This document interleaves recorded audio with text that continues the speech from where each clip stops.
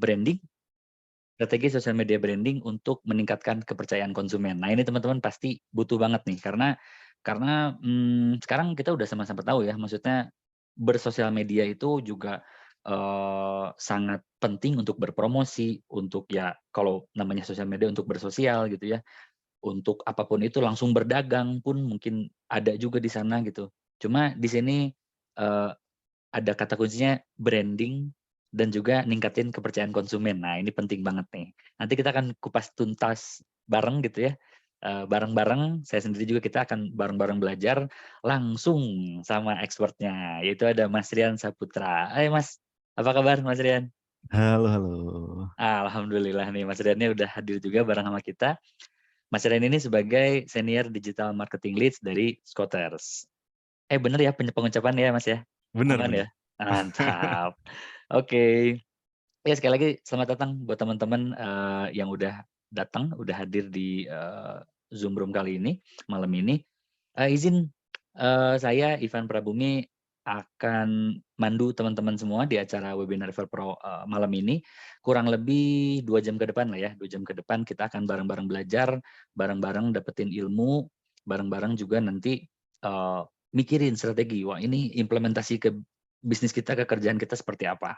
Oke, mungkin dari sekarang juga teman-teman udah ada, kalau lihat judulnya gitu ya, kalau lihat judulnya, diulang lagi ya, strategi sosial media branding untuk meningkatkan kepercayaan konsumen. Nah, dari situ teman-teman mungkin udah banyak banyak timbul beberapa pertanyaan gitu ya.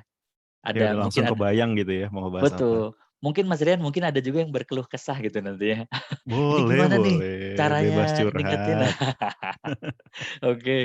Nah, itu teman-teman yang pengen nanya, yang punya keluh kesah apapun itu nanti, siapin pertanyaan dari sekarang, nanti kita akan buka, link ya, kita akan buka link di kolom komentar untuk nanti teman-teman bisa tulisin, pertanyaannya. Tapi kalau sekarang, belum ada linknya, teman-teman boleh di apa ya, boleh diingat-ingat dulu pertanyaannya apa, boleh dicatat dulu pertanyaan apa nanti pengen ditanyain, gitu. Oke, nah tadi, saya bilang akan sedikit berbeda. Bedanya apa nih? Bedanya, biasanya Everpro webinar Everpro itu kita selalu bahasnya tuh tentang, iklan, terutama iklan iklan, FB gitu ya, performance, marketing gitu ya. Eee, Strategi biar akunnya nggak ke-ban lah, apalah gitu waktu itu ya. Banyaklah kita, banyak materi tentang itu gitu. Nah, teman-teman sekarang akan sedikit kita, apa ya, sedikit kita lebih wawasannya biar lebih luas lagi, yaitu kita akan kupas tuntas tentang sosial media. Ini belibet nih kayak tunggu kiris gitu ya. Oke, tentang sosial media branding. Nah, yang tentunya pasti bisa bantu bisnis kita untuk, secara short term-nya, jangka pendeknya kalau branding dan ningkatin kepercayaan konsumen itu untuk apa, dan secara long term objektifnya juga untuk apa gitu kan. Nah gitu teman-teman pasti udah ini ya, udah, semangat banget gitu ikutan ini, nyimak materi dari Mas Rian. Nah kebenaran Mas Riannya juga udah hadir, tadi kita udah say hi, eee, Mas Rian kita mau gaspol sekarang langsung atau gimana nih? Kalau misalnya dari tim Everpro ada yang mau dilakuin dulu juga nggak apa-apa. Kalau saya sih udah nggak sabar Mas, kita go aja Oke, yuk. boleh. Kita go aja ya. Ini Sip sip sip. sedikit info dulu, apa, profil singkat gitu ya, tak kenal maka tak sayang. Nah, sama Mas sama Mas Rian ya. Jadi nama lengkapnya Mas Rian Saputra adalah seorang digital marketer yang fokusnya di dunia, perkontenan gitu ya. Perkontenan udah kurang lebih, 5 tahun terakhir, bantuin juga untuk, pertumbuhan beragam, media sosial. Meskipun udah lebih dari 7 tahun bergelut di bidang digital marketing, tapi sampai saat ini, eee, sampai saat ini Mas Rian juga masih masih mudah kemakan iklan ya, sebenarnya. Tukang iklan yang suka kemakan iklan ya. Banget. Banget tuh kan jujur. Kena Aduh, iklan oke. basreng sedikit di TikTok langsung beli gitu. Aduh. Oke oke oke oke. Nah ini, Kita akan sama-sama belajar bareng bareng Mas Rian nanti gitu ya dan, untuk yang pengen, nanya tadi, lagi-lagi saya ingetin, untuk yang pengen, nanya nanti pengen berkeluh kesah tentang apapun, nanti teman-teman bisa ngajuin pertanyaan di link Slido ya. Mau di-share sekarang di kolom komentar boleh teman-teman, kru, tim? Ada di kolom komentar ya, di kolom komentar. Nah itu tuh, pertanyaan untuk, Mas Rian bisa disampaikan di link itu ya. Diklik aja, nanti ketik aja. Nah, dari sekarang meskipun belum disampaikan materinya, tapi yang mau berkeluh kesah, yang udah pengen bertanya tentang hal itu, boleh sekarang langsung boleh di ini. Jangan pakai nama samaran ya, teman-teman ya. Pakai nama asli karena nanti juga mungkin ada, kalau nanti cukup waktunya, kita juga mungkin ada kesempatan untuk bisa open mic langsung ngobrol sama Mas Riannya gitu. Oke ya, teman-teman ya. Ya, oke kalau gitu, oh iya si Slido ini jadi nanti teman-teman kalau ada yang pertanyaannya sama misalnya, ini udah ditanyain sama sama si A gitu ya, sama si Mas A, saya mau nanya hal yang sama, itu boleh di-vote aja. Jadinya nanti vote yang terbanyak akan terpilih pertanyaannya, ya teman-teman ya, gitu ya. Oke, sip. Kalau gitu Mas Rian kita langsung gaspol aja? Oke, oke. Oke, siap. Monggo, Mas Rian, panggungnya kami serahkan. Waduh, agak berat nih kalau dibilangnya panggung ya. Oke, teman-teman. Seperti biasanya saya mau nanya pertanyaan default, apakah slide-nya sudah terlihat? Udah ya. Oke teman-teman, sekali lagi terima kasih banyak untuk yang sudah menyempatkan hadir di malam hari ini. Selamat datang di sesi sharing tentang strategi sosial media branding untuk tingkatkan kepercayaan konsumen yang diadakan oleh Everpro dan kebetulan ngundangnya saya. Ya hopefully pengalaman saya yang singkat ini bisa bermanfaat ya buat teman-teman ya. Perkenalkan ya saya Rian, seperti yang tadi dikenalkan saya tuh gampang buat kemakan iklan dan entah ya itu kayaknya dari kecil kayak gitu ya. Tiap keluar iklan baru di hari Minggu bawaannya pengen beli. Cuma bedanya dulu nggak punya duit aja. Kalau sekarang bisa untuk beli, alhamdulillah. Terus dalam 2,5 tahun terakhir dapat kesempatan berkarya di tempat yang luar biasa banget buat saya sampai saat ini. Di Flip, alhamdulillah selama 2,5 tahun itu berperan sebagai content marketing spesialis, tapi spesialisasinya bukan di seluruh kanal ya. Fokusnya di media sosial dan spesifiknya lagi di Instagram sama di LinkedIn. Alhamdulillah bisa bantu tumbuh lah di sana bareng sama teman-teman. Nah, kalau per Oktober ini dapat kesempatan baru nih berkarya di Skoter sebagai senior digital marketing lead dan semoga ya harapan saya berbagai macam pengalaman ataupun insight yang saya lalui, yang saya dapatkan selama ini bisa bermanfaat juga buat teman-teman. Dan harapannya bisa langsung dipraktekkan karena nanti itu ada beberapa contoh yang memang berasalnya dari praktek dan harapannya bisa dipraktekkan juga gitu sama teman-teman. Apa sih yang akan kita bahas di malam hari ini? Ada 5 poin, tapi entah kenapa 4-nya ada 2 kali. Yang pertama kita akan bahas soal branding dan media sosial. Dan yang kedua media sosial dan juga kepercayaan. Jadi kita akan coba bahas kaitannya apa sih sebenarnya. Lalu yang ketiga kita akan ngebahas soal dunia konten. Yang keempat adalah apa ya bisa dibilang kegiatan yang paling penting yang ada di media sosial itu interaksi. Dan yang kelima yaitu tentang promosi. Promosi di sini penekanannya lebih ke arah bagaimana kita bekerja sama dengan pihak luar / influencer untuk bisa ngebangun trust dari audiens kita. Begitu. Nah, karena waktu belajar kita akan panjang, saya sangat berharap teman-teman di sini coba untuk menyediakan ini ya, apapun yang bisa bikin nyaman lah. Kalau misalnya foto orang yang tersayang bisa bikin nyaman, boleh dihadirkan. Tapi kalau misalnya saya sih milih ngehadirin kopi aja lah ya, gitu. Karena kayaknya lebih simple untuk ngehadirin kopi gitu. Dan kalau bisa juga saya sangat berharap untuk meminimalisasi distraksi. Jadi kalau misalnya bisa teman-teman di ini dulu lah, kalau ada apa namanya, HP ataupun segala sesuatu yang memunculkan notifikasi, mungkin bisa disingkirkan terlebih dahulu. Biar fokus kita nggak terganggu gitu ya selama 2 jam ini. Oke, mari kita mulai. Sebenarnya saya lebih suka sesi tanya jawab itu ketika satu sub pembahasan selesai langsung tanya jawab. Tapi nanti kita coba dulu ya idealnya seperti apa. Pertama, kita akan bahas tentang branding dan media sosial. Nah, salah satu ciri khas saya itu nanyain dulu. Branding itu apa sih? Kenapa sih kita perlu ngelakuin branding? Boleh, silakan. Yang mau angkat tangan, yang mau open mic, boleh banget, langsung aja. Monggo teman-teman tuh. Jadi Mas Rian ada Nah, pertanyaan, biar ada yang kita mau biar kita gimana Mas? alurnya 2 arah ya, bukan 1 arah. Interaktif ya? Yoi. Mantap. Ya, silakan angkat tangan. Silakan Apa silakan. perlu dikasih hadiah buat yang angkat tangan? Wah, asik nih. Boleh, boleh. Yuk, silakan yang mau berpendapat dan kayaknya mendekati bakal dapat.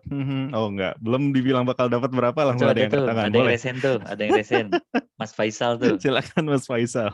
Iya, selamat malam kakak semua. Jadi mungkin Halo, selamat malam. ya sedikit menjawab jadi kenapa perlu branding kan agar apa ya produk misal jualan atau workshop atau Mhm. ya apa pegangannya kita masih produknya itu bisa awareness-nya lebih kuat atau bisa menjangkau audiens yang lebih luas. Itu bisa via sosmed atau mungkin website dan lain-lain. Itu yang saya tahu sejauh ini Kak. Terima kasih sebelumnya. Kalau branding itu sendiri apa menurut Kak Faisal? Ya upayanya untuk mengenalkan produk. Upaya untuk mengenalkan produk ya. Iya, mungkin Oke. sejauh itu saya tahu. Iya, iya. Ya, Nggak terima apa-apa. kasih. Ya, makasih banyak Kak Faisal.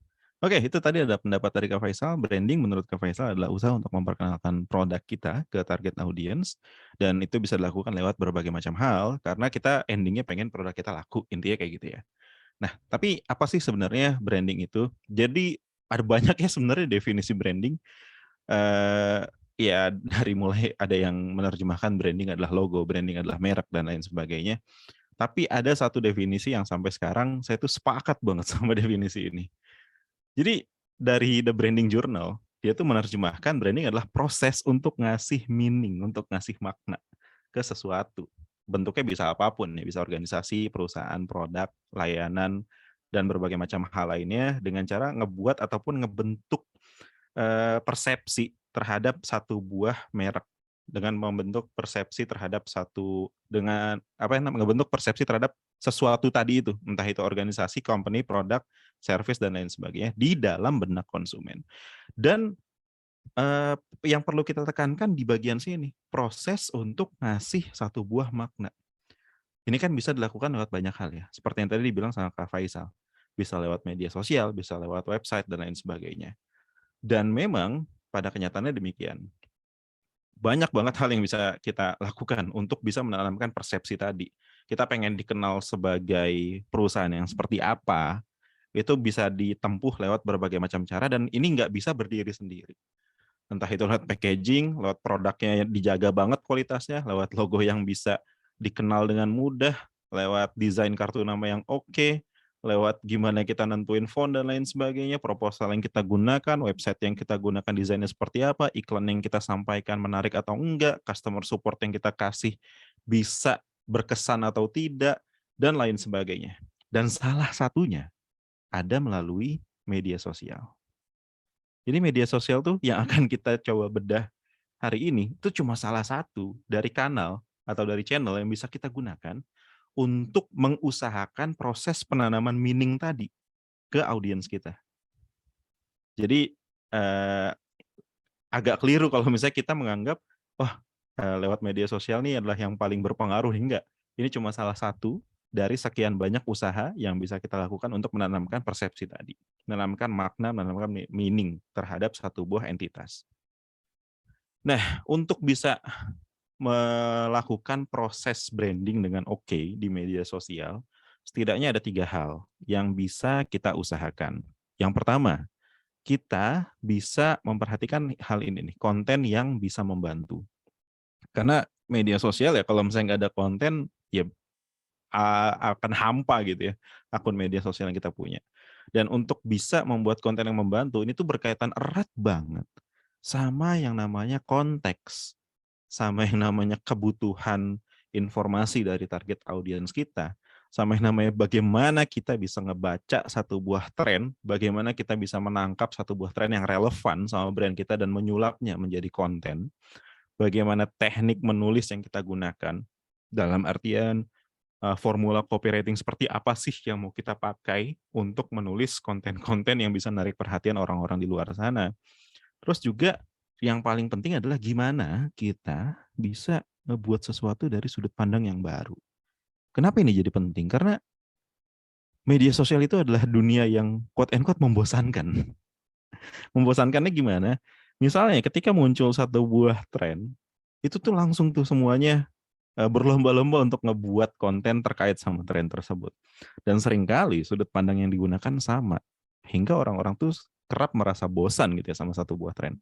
That is why jadi penting buat kita untuk bisa menghadirkan sudut pandang yang baru dari apapun jenis konten yang mau kita buat dan nggak harus berbasis tren.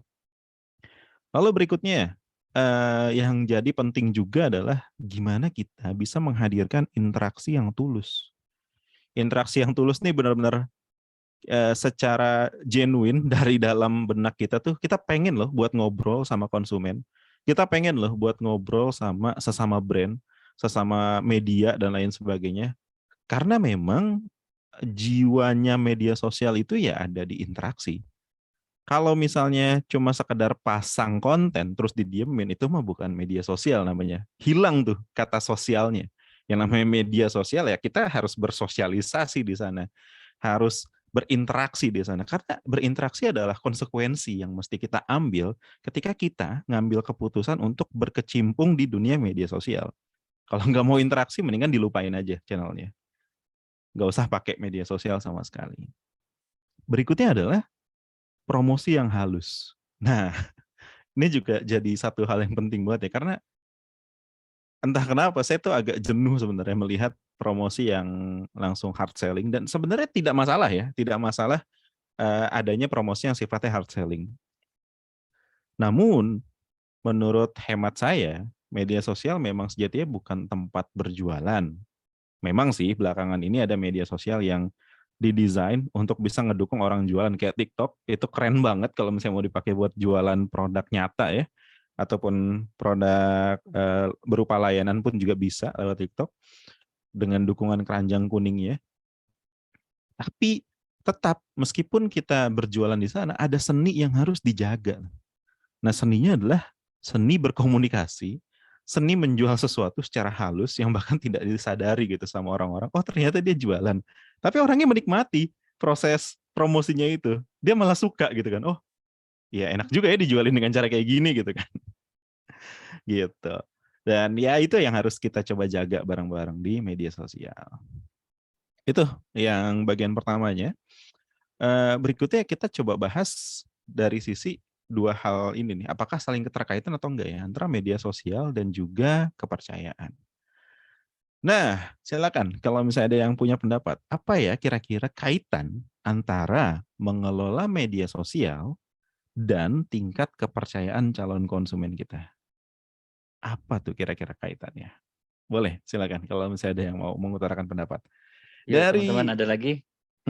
kalau misalnya nanti nggak ada dari Mas Ivan boleh mengutarakan pendapat juga.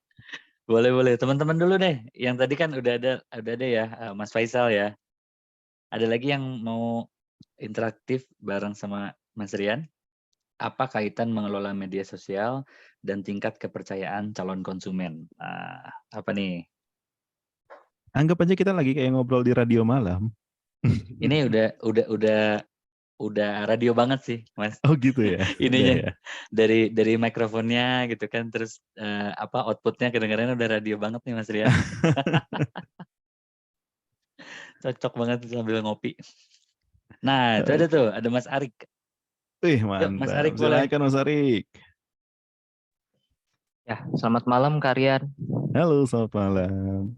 Passwordnya? Ya, jadi bingung nih langsung. promosi dong, Silakan, branding silakan. dong. Iya. Mungkin di pikiran aku sih kalau misalkan kaitan mengelola media sosial dan tingkat kepercayaan konsumen tuh, kan sekarang tuh kita sebagai calon konsumen tuh pasti makin pintar ya, makin pintar dalam memilih produk.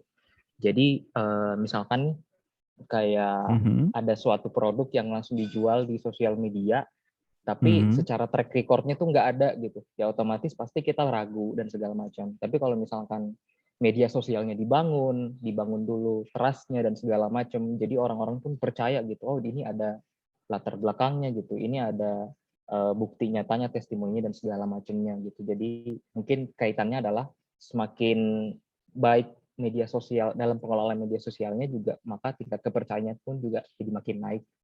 Mungkin menurut aku kayak gitu sih. Terima mmm, kasih. menarik Mas Arik menaris, menarik Mas Arik. Boleh habis ini lanjutin presentasi ya, keren banget jawabannya, saya jadi minder ya. Enggak dong, Bo kan menurut saya dong, Kak. Makasih ya, Kak, ya. Ya, sama-sama. Enggak, tapi serius ya, keren banget tadi penjelasan dari Mas Arik pun juga bisa dengan mudah kita mengerti juga. Ya memang demikian ya, keberadaan kita di media sosial tuh bisa jadi salah satu faktor penentu apakah orang akan percaya atau enggak sama brand kita.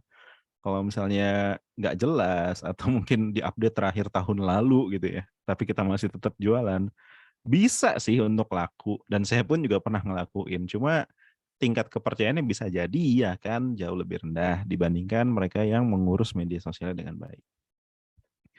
Oke, kalau tadi versi Mas Arik, ini versi saya. Mohon maaf kalau misalnya terdapat perbedaan pendapat ya.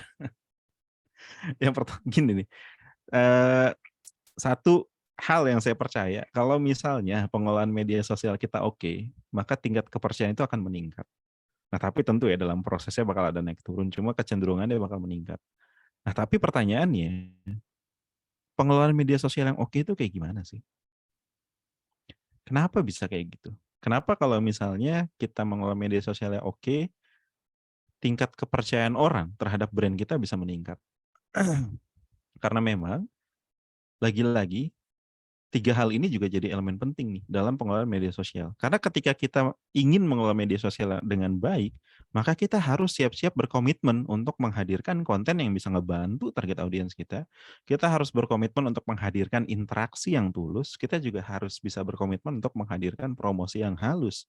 Dan ini bisa dinikmati sama target audiens kita. Ketika kita benar-benar ngejaga ketika ketiga hal ini dengan konsisten gitu ya, maka tingkat kepercayaan target audiens kita juga akan meningkat seiring berjalannya waktu, seiring berjalannya mereka mengkonsumsi konten-konten yang mereka punya, seiring mereka berinteraksi dengan kita dari hari ke harinya, dan seiring mereka menerima informasi tentang produk kita yang ternyata memang benar-benar bisa ngebantu menyelesaikan permasalahan mereka. Tapi prosesnya tidak sederhana untuk bisa melakukan ketiga hal tadi. Dalam pembuatan konten sendiri setidaknya ya ada 5 tahapan ini yang mesti dilakukan. Pertama kita harus ngerencanain dulu nih kontennya mau kayak gimana. Ini bahkan kalau misalnya mau ditarik lagi, kita ngerencanainnya bukan cuma ngerencanain konten, tapi juga ngerencanain satu buah campaign yang mau kita laksanakan dalam jangka waktu yang mungkin cukup panjang, atau ya kita sederhananya merencanakan apa ya, misalnya ya, dalam satu pekan ke depan kontennya detailnya mau seperti apa, itu versi sederhananya, versi rumitnya kita benar-benar kita merencanakan satu buah campaign dengan satu buah pesan spesifik yang mau disampaikan dalam waktu panjang, dan itu bukan hanya selesai di media sosial, tapi juga nyambung tuh ke kanal-kanal yang lainnya, ke BTL, lewat activation, acara offline dan lain sebagainya, lewat influencer dan lain sebagainya, itu banyak banget yang harus direncanain. Tapi setelah selesai merencanakan, tentu aja kita harus ngebuat, dan ngebuatnya ini juga prosesnya panjang banget ya, untuk bisa ngebuat konten yang oke. Dari mulai kita nerima brief, nyoba nganalisa briefnya, nyoba, menganalisa tren yang lagi terjadi, melihat contoh konten, hingga akhirnya keluar ide konten, dari ide konten terus kita coba buat briefnya untuk tim kreatif, dari tim kreatif juga masih banyak revisi dan lain sebagainya, hingga akhirnya keluarlah konten yang cukup ideal untuk dipublikasikan. Lalu pada saat dipublikasikan, ini pun tugasnya belum selesai nih. Belum cuma sekali publikasi habis itu selesai. Enggak kayak gitu. Kita masih harus melakukan berbagai macam hal lainnya. Salah satunya yang paling penting adalah berinteraksi dengan mereka-mereka yang sudah meluangkan waktu untuk berkomentar di di konten yang baru saja kita publikasikan. Siapa itu yang mencoret? Ada lagi yang mencoret. Apakah boleh tolong dihapus coretannya? Nah, terima kasih. Oke gitu ya. Habis dipublikasi, selesai nih dipublikasi belum selesai juga. Kita masih harus ngedistribusi. Loh, bukannya publikasi itu bagian dari distribusi juga? Iya, benar. Namun, ada hal yang bisa kita lakukan untuk bisa memperbesar peluang kita mendapatkan impresi yang lebih oke, engagement yang lebih banyak, mendapatkan reach yang lebih banyak juga, bahkan mendapatkan followers baru juga, gitu kan. Nah, itu bisa dilakukan dengan distribusi. Distribusinya bisa dilakukan di dalam channel sendiri, di dalam akun media sosial sendiri, atau didistribusikan di luar akun media sosial kita.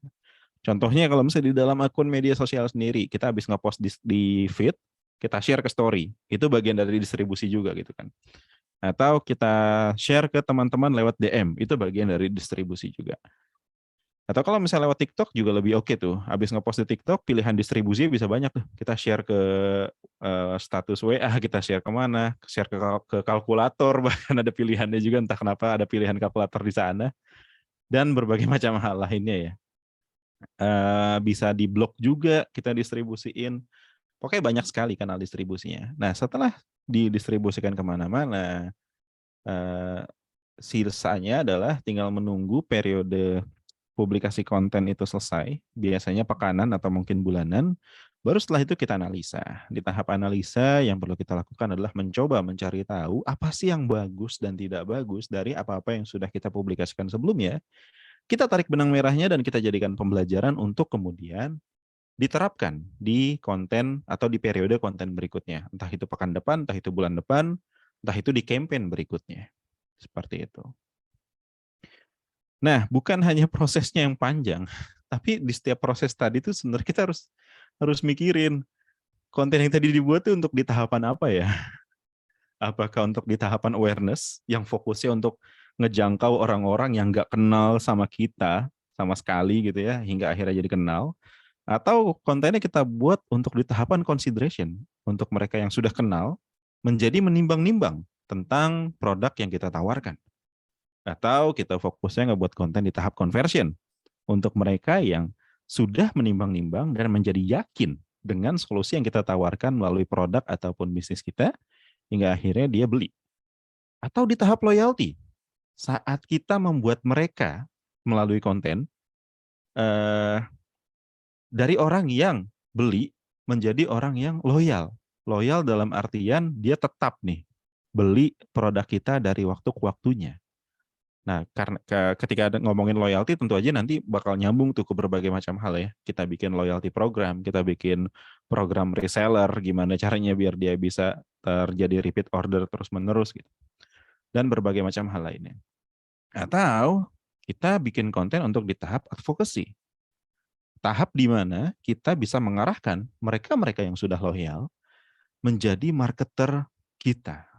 Menjadi orang yang senantiasa sukarela untuk menyebarluaskan informasi mengenai produk ataupun brand kita. Di setiap tahapan ini butuh konten yang berbeda, dan definisi konten bukan hanya untuk media sosial. Bisa dilakukan di media sosial, tapi nggak hanya terbatas di situ ya, untuk dunia konten itu sendiri. Nah, selain itu, kita juga perlu nih untuk ngebangun kepercayaan dari target audiens kita, dari calon konsumen kita, dari konsumen kita, melalui interaksi yang tulus. Interaksi yang tulus ini agak-agak tricky ya sebenarnya, apalagi kalau ngomonginnya soal dunia bisnis, dunia di mana endingnya angka menjadi tujuan. Pasti tuh angka menjadi tujuan. Tapi seni ngejaga niat ini loh yang susah sebenarnya. Ketika kita berinteraksi dengan tujuan murni banget untuk ngebantu dia, dan keberadaan uang dari segala macam prosesnya itu ada hanya untuk ngebuat proses tolong-menolong ini bisa berkesinambungan dalam waktu yang cukup lama. Ini adalah satu buah hal yang sulit sekali untuk dilakukan, tapi ketika dilakukan, rasanya tuh beda. Ini pernah saya rasain banget pada saat lagi kerja di Gema Insani, Jadi saya pernah kerja di salah satu penerbit buku Islam gitu. Berasa banget perbedaannya antara ketika jualan dengan target angka atau target rupiah dengan jualan yang targetnya adalah ngebantu berapa banyak orang. Feelingnya beda, sama-sama dapat duit, tapi perasaan senangnya beda. Nah itu yang saya rasa mesti coba kita tanamkan kali ya. Kalau ini ya, karena guru saya sendiri tuh pernah berpesan gitu. Ada salah satu guru saya, guru informal lebih tepatnya. Pada saat saya berkunjung ya ke markasnya dia di Bandung, dia tuh bilang, Yan, kalau kamu mau jualan, ganti target kamu dari yang tadinya ngejual 1.000 produk per bulan, jadi ngebantu 1.000 orang per bulan. Dan itu meaningnya dalam banget buat saya. Kenapa? Karena kalau secara matematis ya, ketika fokusnya adalah ngebantu 1.000 orang per bulan, jangan-jangan produk yang dibeli itu bisa lebih dari 1.000 loh. Karena dia ngerasa terbantu, ngerasa nyaman berinteraksi sama kita, hingga akhirnya bukan hanya satu produk yang dia beli, tapi bisa banyak produk karena memang terbukti bisa ngebantu dia nyelesain masalahnya. In short, ada 2 pesan yang pengen saya sampaikan dari 2 bab pertama ini. Yang pertama adalah semakin sering ngebantu, semakin sering ketemu, semakin sering berinteraksi, maka akan semakin dekat juga hubungan emosional yang terjalin antara kita sama target audiens kita. Karena kan kita nggak pengen ya hubungan yang terjalin itu cuma sekedar hubungan transaksional. Pengennya ada hubungan emosional yang benar-benar apa ya, kita tuh jadi ngerasa nggak sendirian loh dalam ngebangun bisnis ini, bahwa konsumen kita tuh juga terlibat dalam pertumbuhannya, dan mereka pun juga ngerasa demikian, malah seneng nih untuk ngebantu pertumbuhan bisnis kita. Maka kedepannya akan semakin meningkat juga rasa percaya dan semakin mudah bertransaksi, karena memang sejatinya ya, satu buah transaksi itu terjadi ketika sudah ada trust yang terjalin dari audiens kita terhadap kita sebagai brand. Maka rumus yang bisa diterapkan, nih kalau misalnya sok-sokan pakai rumus ya, konten yang membantu dan bagus, ditambah interaksi yang tulus, ditambah dukungan promosi yang halus, dan dilakukan terus-menerus, maka trust akan meningkat terus. Dan endingnya penjualan makin wus-wus. Aduh, apa sih ini? Kayaknya maksa ya. Tapi ya begitu. Yang terjadi ya pada kenyataannya begitu memang. Ya kita fokus ngebantu, kita fokus interaksi, kita kasih promosi yang oke, dan konsisten ngelakuinnya, bakal dapat kepercayaan dan peningkatan penjualan bakal jadi keniscayaan. Gitu teman-teman. Boleh mungkin kita buka sesi tanya jawab dulu. Saya kayaknya agak kurang terbiasa ketika sesi tanya jawabnya di akhir. Oke. Ini bentar. Teman-teman panitia udah ngumpulin pertanyaannya kah? Atau teman-teman partisipan di sini udah mulai banyak yang ngisi link Slido-nya kah? Mhm. Kalau Nih sambil misalnya, gimana, Mas ya Rian? kalau misalnya belum ada yang ngisi link Slido, mau langsung raise hand juga nggak apa-apa.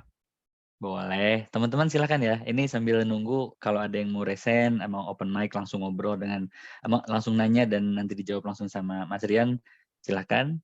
Cuma ini sambil nunggu ada beberapa ini nih, beberapa takeaway yang saya dapat nih gitu, yang Oh gitu. keren banget sih sebenarnya. Boleh. Di awal dan di akhir tadi dijahit dengan manis gitu sama Mas Rian nih. Awal banget kan udah langsung ngebahas 3 ya. Iya.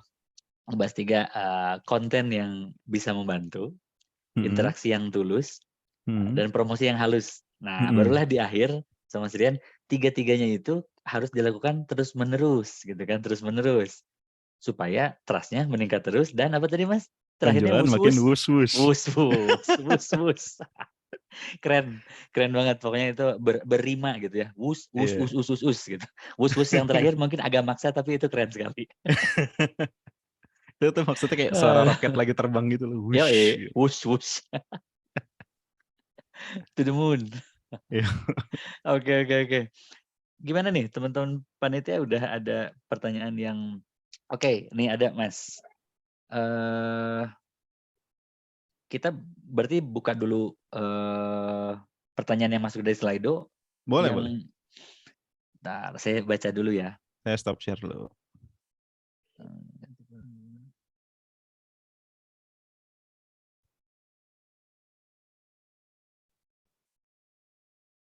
Branding. Nah, oke. Sip. Oke, ada nih dari Mas ya anonimus. Nggak pakai nama nggak apa-apa Mas Anon. Mas Anon.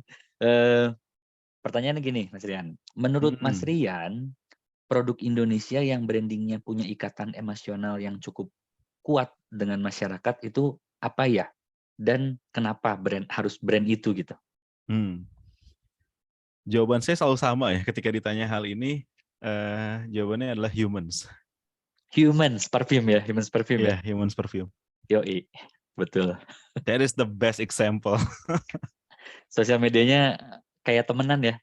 Iya, benar. Meskipun hal yang menarik adalah meskipun dia isinya benar-benar promosi semua kan. Iya nggak? Betul. Paling cuma Eh, info apa sih? Bentar lagi kita mau launching produk baru atau mungkin betul, ini betul, kita lagi betul. hadir di bla bla bla Fashion Week gitu kan. Kayak gitu, hard sell sebenarnya bisa Betul. dibilang. Tapi Tapi tiba-tiba ada yang komen terus dia dapat giveaway gitu ya. iya ada yang kayak gitu. Terus ada Iya. juga yang apa ya? Ketika ngobrol tuh rasanya kayak ngobrol sama temen aja jadinya. Hmm, hmm, Pas hmm, lagi hmm, ngobrol hmm, sama hmm. mereka. Dan itu yang saya coba tiru di Flip dalam waktu tahun pertama sampai tahun kedua saya lah gitu. Dan alhamdulillahnya juga banyak yang suka dengan pola yang kayak gitu. Gitu sih. Selain humans tuh apa lagi ya?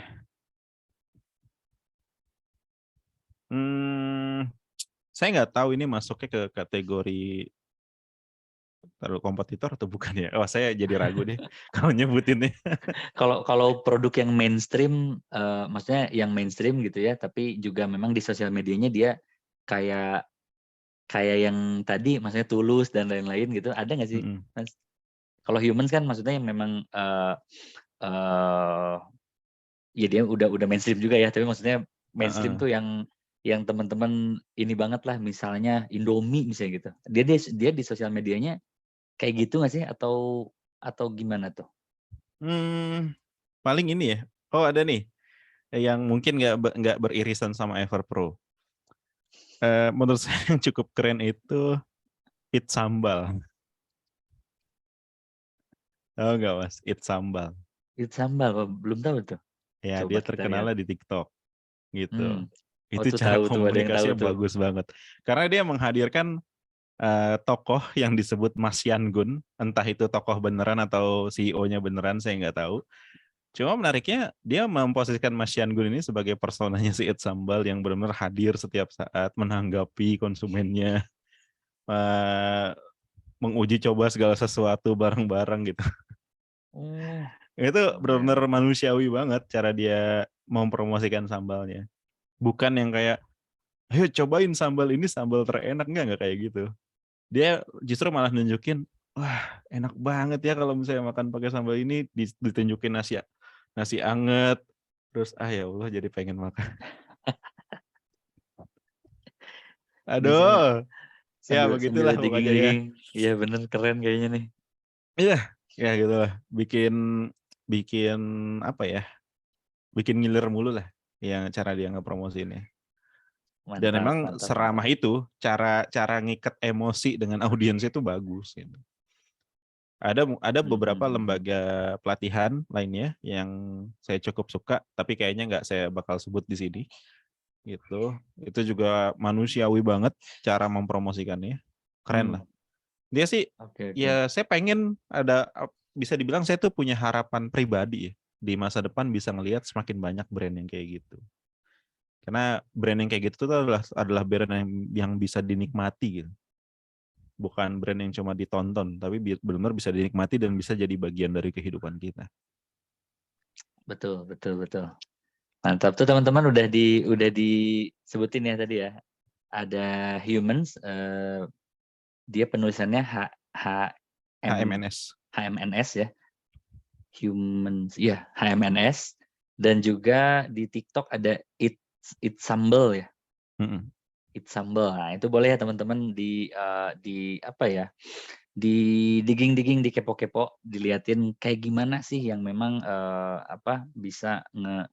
bisa nge-cover tiga yang tadi ya. Kontennya ngebantu gitu kan, terus juga interaksinya tulus, promosinya halus. Nah, terus dia lakukan terus-menerus. Nah, Waduh. otomatis dia Penjualannya Penjualannya wus-wus. wus-wus. Jadi enak diinget ya. Iya, gimana sih ini Mas Rian? Langsung Padahal tuh kecantol. tiba-tiba aja kepikiran. Oh, paling ada satu Oke. tambahan lagi. Iya, gimana Mas? E-commerce. Oh, E-commerce. oke. Ya, saya follow Ini juga media tuh. ya. Menurut saya tuh e-commerce keren banget sih. Meskipun mungkin Setuju. isinya tidak menyenangkan semua pihak ya.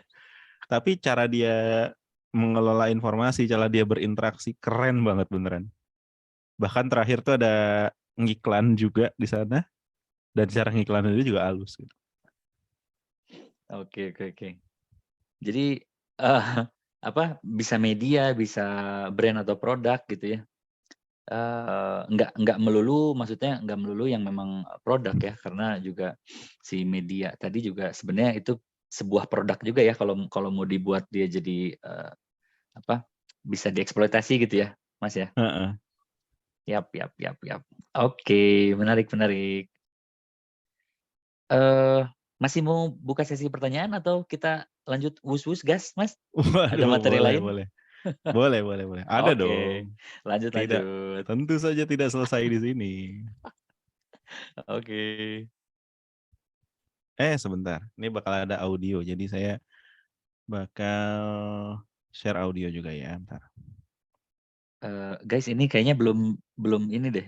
Terima kasih atas kehadirannya. Terima kasih atas kehadirannya. Itu yang di share screen sekarang. Oh iya, ada tadi Ini belum tulisannya. Nat dan Niat kan, teman-teman? Ya. Belum. Oh, tadi Iya, saya iya. salah share ya? Aduh, maaf. Oke. Monggo, Oke. Mas. Nah, berikutnya kita masuk ke pembahasan konten yang membantu ya. Ini siap-siap teman-teman, di pembahasan ini bakal detail gimana saya nulis konten dan hasilnya bisa kita nikmatin bareng-bareng lah nanti. Oke. Masih ingat ya sama kalimat ini pastinya. Saya tuh suka banget kalau misalnya lagi bikin slide ada kalimat yang diulang-ulang, terutama kalimat yang penting, biar makin nancep gitu. Konten yang membantu itu berkaitan erat dengan konteks, kebutuhan audiens, kemampuan membaca tren, teknik menulis, dan melihat segala sesuatu dari sudut pandang yang baru. Ini jadi satu buah acuan yang mesti banget dipegang sih, menurut saya. Barangkali cocok gitu ya. Karena gini loh, konten yang membantu itu kan tadi ya berkaitan dengan beberapa hal ini. Terus kenapa sih saya tuh percaya banget sama sejatinya sebuah konten itu harus ngebantu orang lain? Karena memang ya pada dasarnya kita tuh hadir di dunia untuk membantu orang lain nggak sih? Entah itu sebagai pribadi, entah itu kita ngedirin bisnis, atau ya sesederhana tadi ngebuat konten. Kita tuh pada hakikatnya hadir untuk ngebantu orang lain yang punya satu buah tujuan dan dia ngalamin masalah dan kita bisa ngebantu dia nyelesain masalah itu sehingga tujuannya bisa tercapai dan kita dapat duit dari sana. Dan dapat duit dari sananya ini bukan jadi tujuan akhir kita, tapi sebagai sarana biar proses ngebantu kita bisa terus-menerus berlangsung dan biar tujuan kita pun juga bisa tercapai. Gitu kan. Nah, kalau dalam konteks bisnis juga demikian. Ada konsumen punya masalah, ada konsumen pengen mencapai tujuan tapi terhalang masalah. Terus kita hadir untuk ngebantu buat nyelesain masalahnya dia. Tapi nggak bisa sembarangan ngebantu nih. Kita butuh modal. Modalnya adalah empati sama authority. Nah, empati ini soal gimana kita bisa merasa ataupun melihat segala sesuatu dari sudut pandang konsumen. Sehingga kita bisa menghadirkan beragam hal yang lebih tepat sasaran. Sama authority, ini soal gimana kita layak dipercaya atau enggak sama orang-orang. Kalau misalnya kita nggak punya empati yang kuat tapi nggak punya authority, ya susah juga untuk bisa dipercaya, untuk dia tuh mau merelakan uangnya dikasih ke kita gitu. Ya udah nih, gue pengen beli. Susah kalau misalnya kita nggak ada authority. Nah, tapi bisa didapatkan secara perlahan. Authority ini umumnya ya bisa berupa testimonial dari konsumen sebelumnya atau mungkin penghargaan yang pernah didapatkan, entah itu penghargaan nasional, internasional, atau mungkin lembaga-lembaga kredibel yang mendukung bisnis kita, itu bagian dari authority. Bagian dari hal yang bisa ngebuat kita semakin dipercaya sama target audiens kita. Tapi kalau misalnya nggak punya ini, caranya gimana? Ya udah terus-terusan aja ngebantu lewat ngasih konten terlebih dahulu. Makin lama kita ngasih konten, makin lama kita ngebuat dia ngerasa terbantu, makin muncul juga tuh rasa kepercayaan itu. Hingga akhirnya kita mendapatkan hak buat dipercaya sama mereka, dan ketika kita nawarin produk ataupun jasa, karena udah ngerasa sering dibantu, dan dia jadinya nggak ngerasa masalah dengan itu. Satu kata-kata menarik dari panutan saya, Gary Vaynerchuk, dia tuh pernah bilang gini, semakin lama kita menahan nafas, akan semakin besar uang yang bisa kita panen. Itu satu kata-kata yang menarik dan ngebuat saya ketawa pada awalnya. Loh, maksudnya gimana? Kenapa harus nahan nafas? Kenapa harus tidak mengambil uang dari awal gitu? Ternyata dalam konteks bermedia sosial di kekinian gitu ya, semakin lama menahan nafas artinya kita fokusnya untuk benar-benar ngasih value aja dulu sampai di titik dimana kita udah punya audiens yang cukup luas, audiens yang cukup banyak yang percaya sama kita, barulah di situ kita ngasih produk ataupun jasa yang bisa ngebantu mereka jauh lebih besar lagi. Dan ini terbukti entah ke diri saya sendiri ataupun ke teman saya juga gitu. Ada teman saya, dia fokus sharing tentang satu buah bidang, dan ketika selama setahun itu dia sama sekali nggak ngejual apapun. Fokus sharing aja tuh 1 tahun. Hingga akhirnya followersnya bertumbuh dengan sehat, nyampe di angka ratusan ribu. Baru setelah itu dia jualan sesuatu. Dan menariknya, baru di nggak nyampe setengah bulan, nggak nyampe setengah bulan, itu tuh udah laku lebih dari 1.000 kayaknya produknya.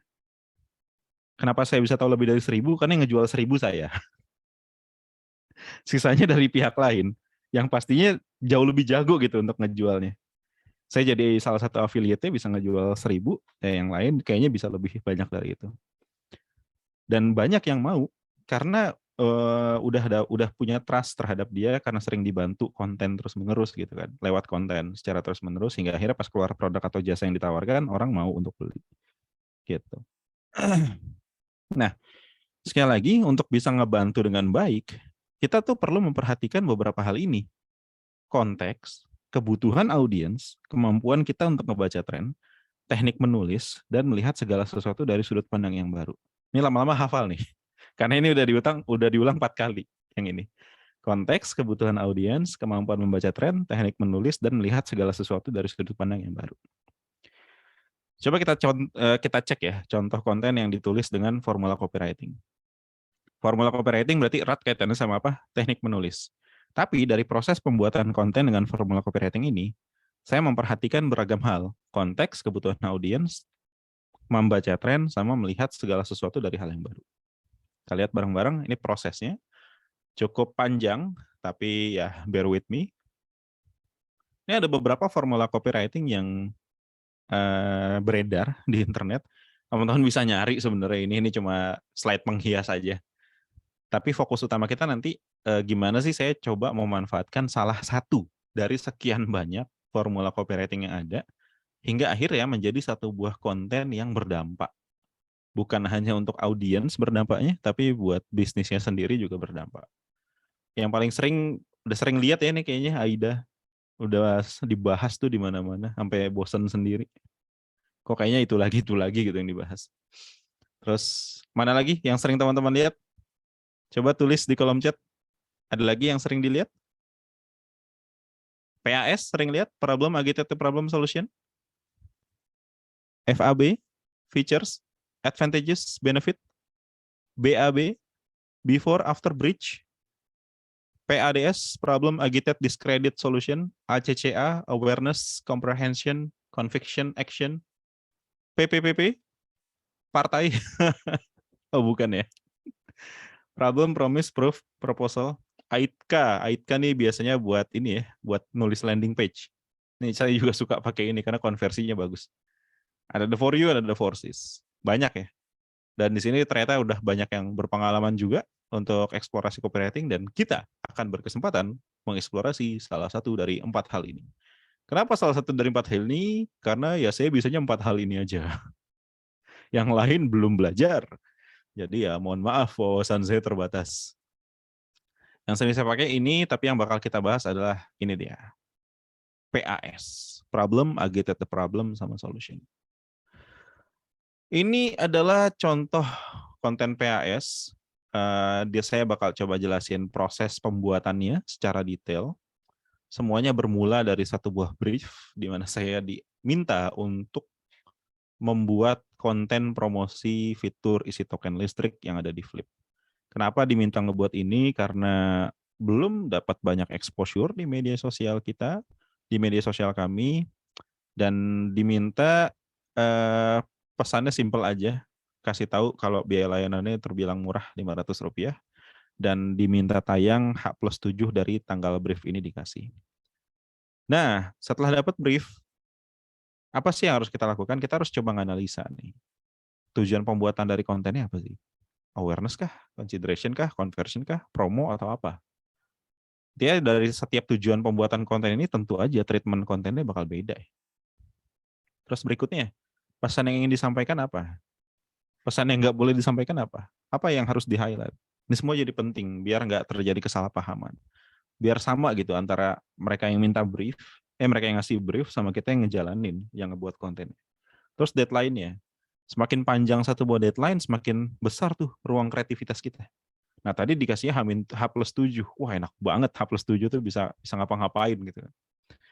Nah, kalau misalnya kita lihat tadi tujuannya adalah awareness, pesannya adalah biaya layanan, dan deadline-nya adalah H+7. Dari ketiga poin tadi, akhirnya saya dapat ide awal. Ide awalnya adalah saya bakal bikin konten Reels. Kenapa? Karena konten Reels ini terbukti secara historical di akun saya, itu bisa nge-reach atau menjangkau audiens yang luas. Bahkan lebih banyak non-followersnya yang bisa dijangkau dengan akun Reels. Tapi harus tetap sederhana nih yang dibuatnya. Karena waktunya bisa dibilang tetap nggak banyak ya, 7 hari, meskipun tadi saya bilang oke untuk eksplorasi, tapi tetap aja singkat sebenarnya. Nah, terus bagian promosi tentang fiturnya Flip, yang tadi biaya layanan Rp500, itu saya taruh di paling akhir. Tujuannya apa? Biar orang mau nonton dulu dari awal sampai menjelang akhir. Sehingga completion rate-nya tinggi. Saat completion rate-nya tinggi, dari sisi Instagram akan menilai itu sebagai konten yang menarik perhatian bagi orang lain dan akan disebarluaskan ke lebih banyak orang. Nah, karena keyword-nya atau produknya adalah token listrik, berarti kan listrik itu berkaitan sama mati lampu. Nah, saya waktu itu kepikiran kalau misalnya mati lampu, berarti kan kondisi awalnya adalah gelap gulita. Berarti oke nih, kita bikin kondisi awalnya gelap gulita, terus di akhirnya itu dibikin terang, gara-gara fitur token listrik yang ada di Flip. Nah, ini proses menulisnya. Jadi pas menulis konten, saya coba melakukan 3 hal ini. Pertama, coba ngeriset konten yang udah ada, coba menentukan format konten yang mau dibuat seperti apa, sama penggunaan formulanya. Kalau riset konten, ya ini penting untuk kita buat mencari point of view baru atau sudut pandang baru tadi ya. Karena kita nggak pengen ngehadirin konten yang sama kan dengan orang lain.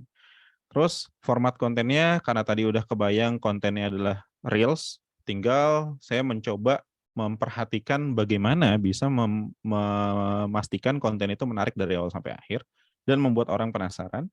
Lalu penggunaan formulanya, tadi saya memutuskan menggunakan PAS. Kenapa PAS? Ya karena itu yang bisa, dan juga yang menyampaikan solusi di bagian paling akhir adalah PAS, selain beberapa pilihan formula lainnya.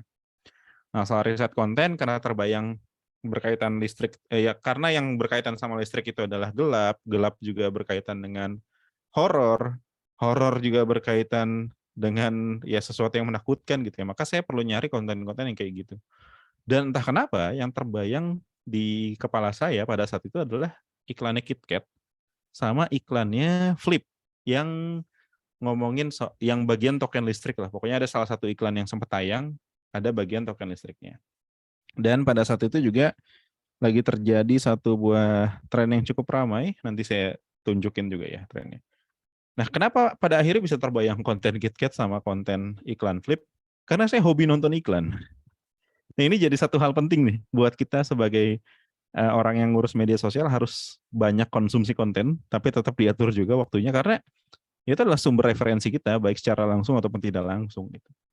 Jadi nggak perlu repot-repot buka kumpulan file, saat otak kita sendiri adalah kumpulan file itu sendiri gitu ya.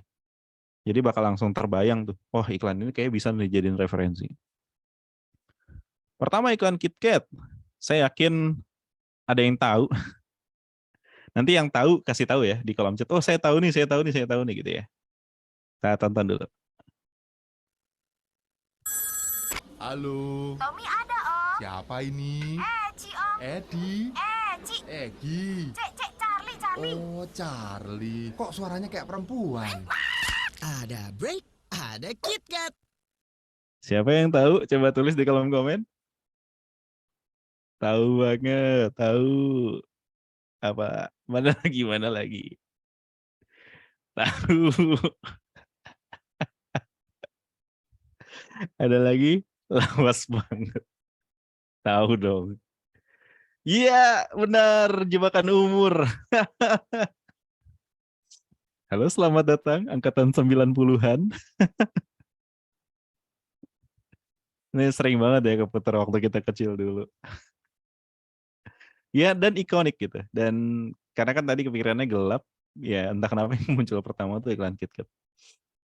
Nah terus ini nih, ada iklan Flip. Cuma karena, ini saya nggak tahu dari teman-teman mau nonton semua atau saya tunjukin bagian yang saya maksud aja. Yang bagian token listriknya. Coba jawab di kolom chat.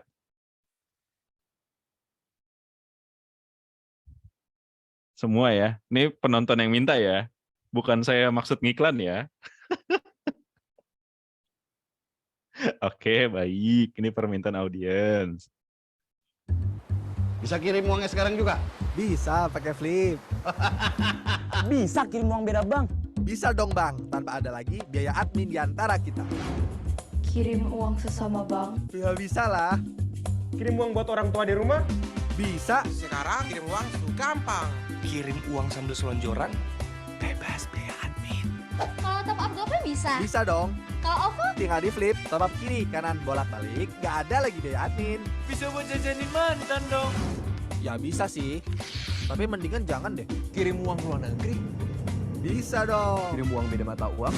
Yes, of course. Kirim uang tapi nggak bisa bahasa Inggris. Ken. Kirim uang ke Jepang? Hai, Kirim uang buat opa? Nih. Kirim uang buat oma? bisa dong, Neng. Beli pulsa? Bisa.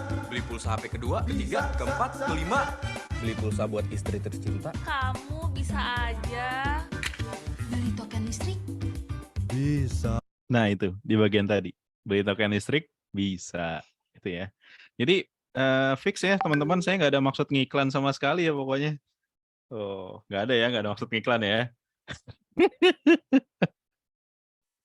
Lanjutin dulu. Beli token listrik dari dalam selimut? Bisa juga. Beli token listrik sambil liburan di luar kota? Bisa banget. Beli token listrik tetangga? Bisa aja sih. Makasih ya. Sambil jungkir balik? Bisa. Beli token listrik buat orang tua di beda kota? Bisa dong. Bisa ini, bisa itu. Semua bisa di Flip. Oke. Nah, itu adalah konten kedua yang jadi inspirasi. Tepatnya di bagian yang tadi nih. Nih, di bagian bisa beli token listrik, dijawab bisa. Karena itu nuansanya gelap dan jadi inspirasi buat saya juga. Iya, nggak sengaja tadi ke bawah. Jatuh laptopnya. Punten deh. Nah, ini yang berikutnya. Yang jadi inspirasi saya juga, tapi khusus di bagian ini saya nggak mau pakai headphone. Silakan mendengarkan sendiri dan ditanggung akibatnya masing-masing. Titip salam buat mama saya.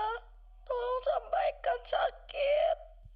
Kuburan saya sempit, Mama. Daging saya digigiti belatung. Mama, saya di kuburan disiksa terus. Tolong, Mama. Mama, mereka datang lagi.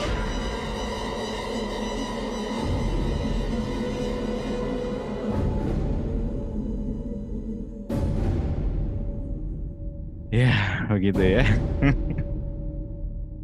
Ini inspirasi ketiga. Nah, terus tugas saya berikutnya adalah mencoba ngambil inspirasi dari ketiga hal tadi kan. Yang pertama dari konten KitKat. Saya jadi kebayang konten iklan saya itu harus dibuat dengan sederhana. Ya, minimal background-nya hitam dengan tulisan seperti yang ada di iklan KitKat, dikasih efek-efek gitu kan. Terus kedua, kontennya dibuat bernuansa sedikit horor. Diperkuat dengan suara-suara kayak yang ada di trailer atau teaser Pengabdi Setan tadi. Terus yang ketiga, kontennya harus memuat unsur kejutan. Nah, akhirnya saya kepikiran untuk masukin salah satu bagian dari iklan Flip pada saat adegan mati listrik. Begitu. Nah, yang kedua buat format konten, saya milih Reels, dan prinsip saya ketika ngebuat konten Reels atau konten TikTok itu harus di bawah 1 menit. Kenapa? Biar completion rate-nya tinggi, apalagi kalau misalnya kita baru mulai ya. Idealnya sih di bawah 1 menit gitu. Nah, kalau completion rate-nya tinggi, otomatis bakal dilihat sebagai konten yang oke. Terus yang ketiga, saya nulis dengan formula. Nah, untuk yang penulisan dengan formula ini sebenarnya buat yang solusi dijadiin paling akhir ada beberapa pilihan. PAS, BAB, PADS, PPPP. Ini kita lihat tadi ya. PAS, solution ada di akhir. PADS, solution juga ada di akhir. PPPP, proposal, ini sebenarnya solution juga. Sama ada apa tadi? Mana sih? Nah, PADS, BAB juga masuk. Bridge-nya itu sebenarnya solution yang dimaksud di sini. Nah, karena saya bisanya PAS aja pada saat itu, jadi saya pakai ini. Jadi keputusannya sebenarnya cukup sederhana, bukan hal yang saintifik gimana-gimana. Oh, ini kayaknya oke nih kalau misalnya pakai ini lebih masuk segala macamnya. Enggak, karena saya bisanya PAS. Dah, itu aja. PAS itu problem, agitate problem, sama solution. Artinya kita ngebagi konten kita dalam 3 segmen. Segmen yang pertama adalah menjelaskan masalah yang dihadapi sama target audiens kita. Lalu di bagian kedua adalah kita membesar-besarkan masalah yang dihadapi sama si target audiens. Kita membesar-besarkan masalah yang dihadapi sama target audiens. Terus setelah itu bagian ketiga, kita kita menyampaikan solusi apa sih yang sebenarnya bisa dilakukan untuk menyelesaikan masalah yang ada atau yang dihadapi sama audiens kita biar masalahnya nggak tambah besar. Gitu. Nah, terus gimana ideation ya tentang bagian problem? Karena kan tadi ada 3 bagian ya, problem, agitate problem, sama solution. Nah, di bagian problem, saya coba eksplorasi kata-kata ataupun kondisi yang kepikiran. Kondisinya itu mati lampu kan. Nah, biasanya kalau mati lampu bakal muncul apa? Saat orang mati lampu tuh bakal ngerasa ketakutan. Pernah ngebayangin ya, apalagi kalau misalnya lagi tidur, pas bangun, melek, tiba-tiba mati lampu. Itu langsung kayak ngerasa di alam kubur gitu. Waduh, ini di mana gitu kan. Takut sendiri. Terus biasanya ketika takut, apa sih yang bakal dirasain? Bakal ngerasa bingung. Dan bakal mempertanyakan, ini ada di mana ya? Dan biasanya nggak selesai sampai di situ. Saat kita ketakutan, saat kita bingung, kita bakal mencoba mencari orang terdekat. Dan suasananya bakal mendadak menegangkan. Dan jujur, pada saat di awal, yang kepikiran sama saya, ketika ngomongin mati lampu adalah ketika udah ideation tahap ini, saya kepikirannya alam kubur. Karena itu kayak representatif gitu. Saat orang kebingungan, ketakutan segala macam, itu kan kayaknya kondisi alam kubur ya kalau ketakutan kayak gitu. Nah, itu yang jadi basic idenya. Jadi mati lampu, ketakutan, bingung, cari orang terdekat, dan suasananya menegangkan, dan saya menyengajakan suasana yang ada di sini seolah-olah adalah suasana di alam kubur. Nah, terus untuk copy exploration-nya gimana? Jadi copy itu nggak harus dalam bentuk kata-kata yang cuma sekedar dibaca, tapi bisa juga dalam bentuk kalimat ya, kalimat yang diucapkan oleh tokoh yang ada di dalam. Misalnya, ini bagiannya, Bu, Ibu di mana? Ini buat menggambarkan dia kondisinya mencari orang terdekat. Kenapa semuanya gelap? Kenapa aku nggak bisa lihat apa-apa? Ini buat menggambarkan ketakutan sama kebingungan.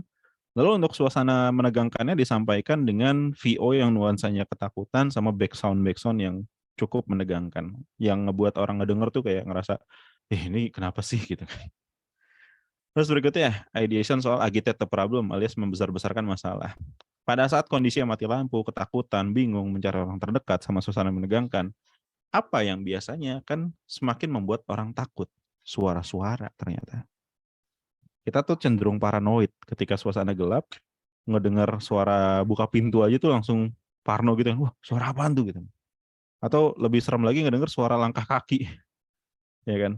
Ngedengar suara langkah kaki itu juga serem. Lebih serem lagi gelap-gelap, tiba-tiba ada suara Manrop buka. Wah, itu serem banget tuh. Itu udah ultimate tuh seremnya tuh. Makanya suara-suara jadi masuk ke kesimpulan saya gitu, bahwa ini bakal bisa ngebuat orang semakin takut dalam kondisi gelap gulita. Nah, akhirnya exploration-nya saya pakai suara-suara berbagai macam hal tadi ya, suara petir, ada suara kecil muncul, ada suara langkah kaki, suara token listrik yang disambut dengan kata-kata. Pas dengar suara petir, tokohnya teriak. Pas suara kecil muncul, dia mempertanyakan, suara apa itu? Suara apa itu? Gitu. Terus pas ada langkah kaki jalan mendekati gitu kan, dia bakal bertanya juga, siapa di sana gitu. Terus muncul suara token listrik sebagai kode bahwa ini adalah iklan token listrik. Ada suara petir juga. Nah, terus ini di bagian solution-nya, karena memang produk Flip jadi solusi dari ketakutan dan kepanikan tadi ya, akhirnya ya tentu aja ini ditaruh di bagian paling akhir, tapi saya nggak pengen biasa gitu. Pengennya iklannya jadi dikenang dengan menaruh unsur kejutan di bagian akhir video. Nah, eksplorasinya ini, takut sama suara-suara pas gelap gulita ini jadi bridging untuk menyelesaikan masalah yang ada di bagian agitate tadi. Tenang, isi aja token listrik di Flip, biaya layanannya cuma Rp500. Ini value utama yang mau disampaikan. Terus dampak dari masalahnya terselesaikan, wah habis ini bisa nyala lagi ya. Bisa. Ini kan sebenarnya bagian dari solusi, tapi saya ngasih ini kejutan di bagian paling akhir ya. Habis itu masuk ke proses kreatif, yang tadinya dikasih waktu 7 hari, ternyata bisa saya selesaikan dalam waktu 1 hari untuk kopinya. Sehingga dari tim kreatif punya banyak waktu untuk berkreasi. Dia dari mulai ngisi voice over, masukin naskah yang udah saya kasih tadi ke dalam video, sama ngasih motion effect, beragam sound, dan video-video pelengkap lainnya, hingga akhirnya jadilah seperti ini.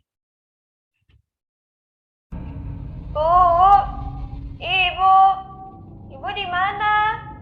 Kenapa semuanya gelap? Kenapa aku nggak bisa lihat apa-apa? Suara apa itu? Suara apa itu? Tanganku kenapa mati rasa? Kenapa nggak bisa gerak? Siapa di sana? Hah? Siapa itu? Takut sama suara-suara pas gelap gulita? Tenang, isi token listrik pakai Flip, biaya layanannya cuma Rp500. Wah, murah. Habis ini bisa nyala lagi ya? Bisa.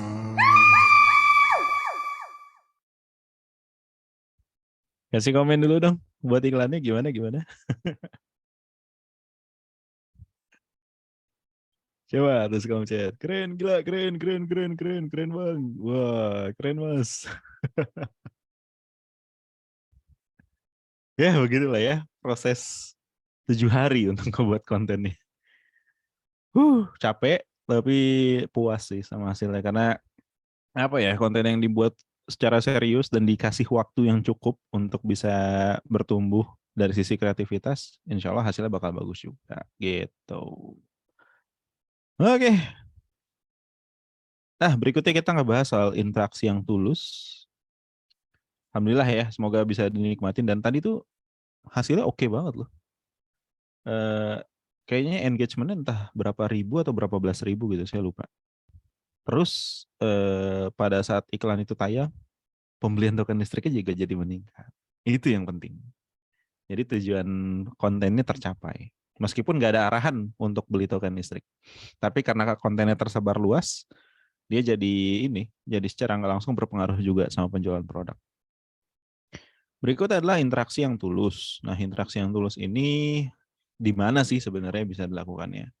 Ya kita sama-sama udah tahu lah ya definisi interaksi yang tulus itu gimana. Ya bukan definisi interaksi yang tulus, definisi interaksi. Interaksi kan pada dasarnya gimana kita bisa ngebales obrolan orang atau kita memulai satu buah percakapan lewat media sosial. Nah, tempatnya ada banyak untuk bisa ngejalin interaksi yang tulus ini. Yang paling gampang ada di kolom komen. Kolom komen kita sendiri. Maaf. Yang paling gampang ada di kolom komen kita sendiri. Saat kita habis nerbitin satu buah konten, terus ada orang komentar di sana, ya kita bakal ngebalas komentarnya. Terus yang kedua, bisa lewat DM. Kita update story, ada orang balas DM, jangan sekali-sekali nyuekin DM-nya dia. Balas. Kenapa? Karena dengan kita berinteraksi dan interaksi itu semakin dalam, peluang kita untuk kontennya dilihat di masa depan nanti saat kita nerbitin konten baru itu jauh lebih besar. Teman-teman bisa cek deh, ini teruji secara algoritma teruji. Misalnya kita habis rajin DM-an nih sama teman yang udah lama kita nggak ketemu sama dia, tapi tiba-tiba ada kesempatan untuk jalin silaturahim lagi, DM-an lagi. Keesokan harinya saat teman yang kita ajak DM-an itu update story, pasti story-nya munculnya di awal-awal. Bener apa bener? Coba tulis di kolom chat. Kalau di saya, dari beberapa kali uji coba, yang terjadi kayak gitu. Saat saya habis DM-an sama orang, dan orang itu ngupdate story, kontennya muncul paling atas. Muncul paling depan. Dan bukan cuma story, tapi pada saat dia ngupdate feed, juga muncul tuh, paling depan. Artinya kan PR kita adalah gimana bisa ngebuat audiens kita tuh rajin interaksi kan sama kita. Nah sayangnya ini yang jarang dipeduliin sama banyak brand. Pengennya tuh cuma publikasi konten aja, habis itu ngarep keajaiban datang dengan sendirinya gitu, tiba-tiba terjadi konversi, ya nggak bisa. Harus benar-benar ada interaksi di dalamnya, dan interaksi yang paling tinggi derajatnya adalah DM. Karena itu yang paling susah untuk dilakuin bagi orang-orang.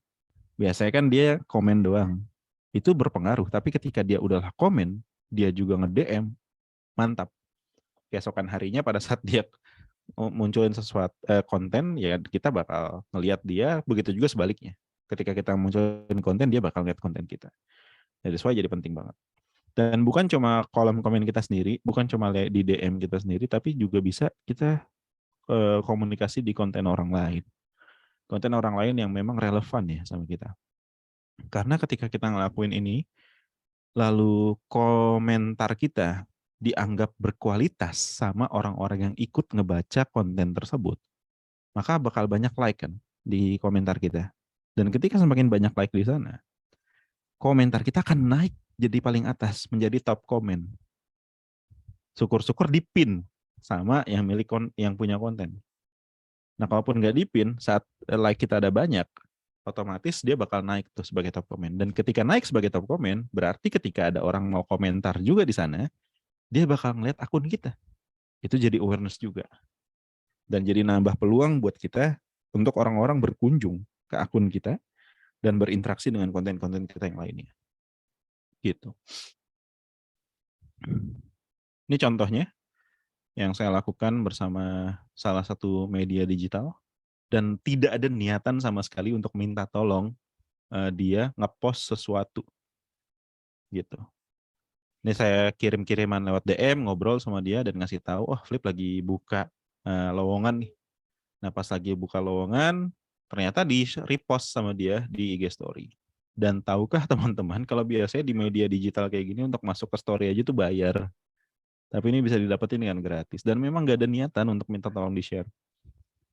Ya emang benar-benar ngejalin hubungan yang tulus aja udah, nggak berharap apa-apa. Ini juga kejadian pas lagi sharing sama bapak-bapak ID. Ini dulu masih anonimus ya, kalau misalnya sekarang kan udah kelihatan muka-mukanya, dulu masih boneka nih.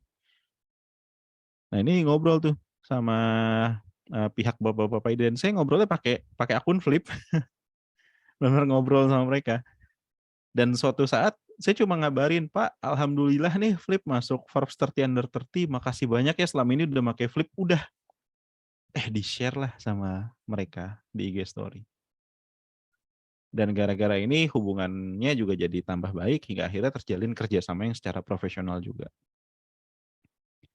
Gitu. Tapi bermula dari hubungan yang tulus, hubungan interaksi yang tidak berharap apapun, dan ternyata bisa ngebawa keuntungan secara bisnis juga buat kita. Nah, interaksi juga bisa di sini, di akun sendiri, atau di akun orang lain. Ini tujuannya itu tadi, dapat banyak like, hingga jadi top komen. Gitu. Kalau di akun sendiri udah jelas lah ya. Kalau setiap kali ada yang komen, ya pastikan kita benar-benar mau lah untuk ngebales. Sayang banget kalau misalnya enggak. Gitu. Nah, bicara soal komentar dan menjadi top komen, saya pengen kenalin teman-teman sama satu buah strategi. Ini strategi dari guru internet saya namanya Gary Vaynerchuk. Dia punya strategi namanya $1.80. Inti dari $1.80 adalah kita memberikan 2 cents kita ke 90 konten per hari.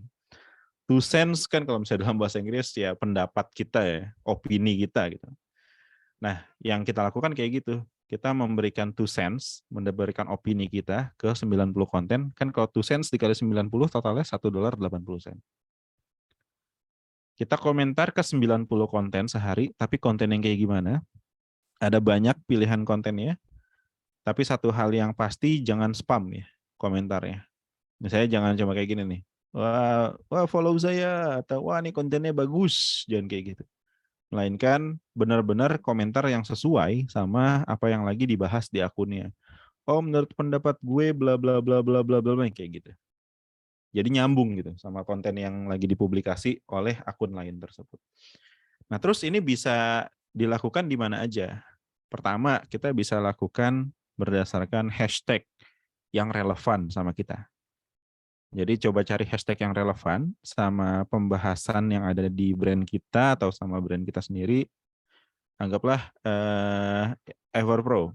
Everpro kan berarti yang relevan ada apa sih jual beli online, ada pedagang muslim atau ada apa gitu kan. Banyak tuh kan hashtag yang bisa dieksplorasi. Nah, coba eksplorasi masing-masing hashtag tadi dan dari setiap hashtag coba cari 10 top post.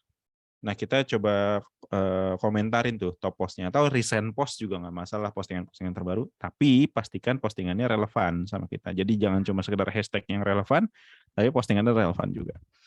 Terus yang kedua, bukan hanya lewat hashtag, tapi kita juga bisa mengomentari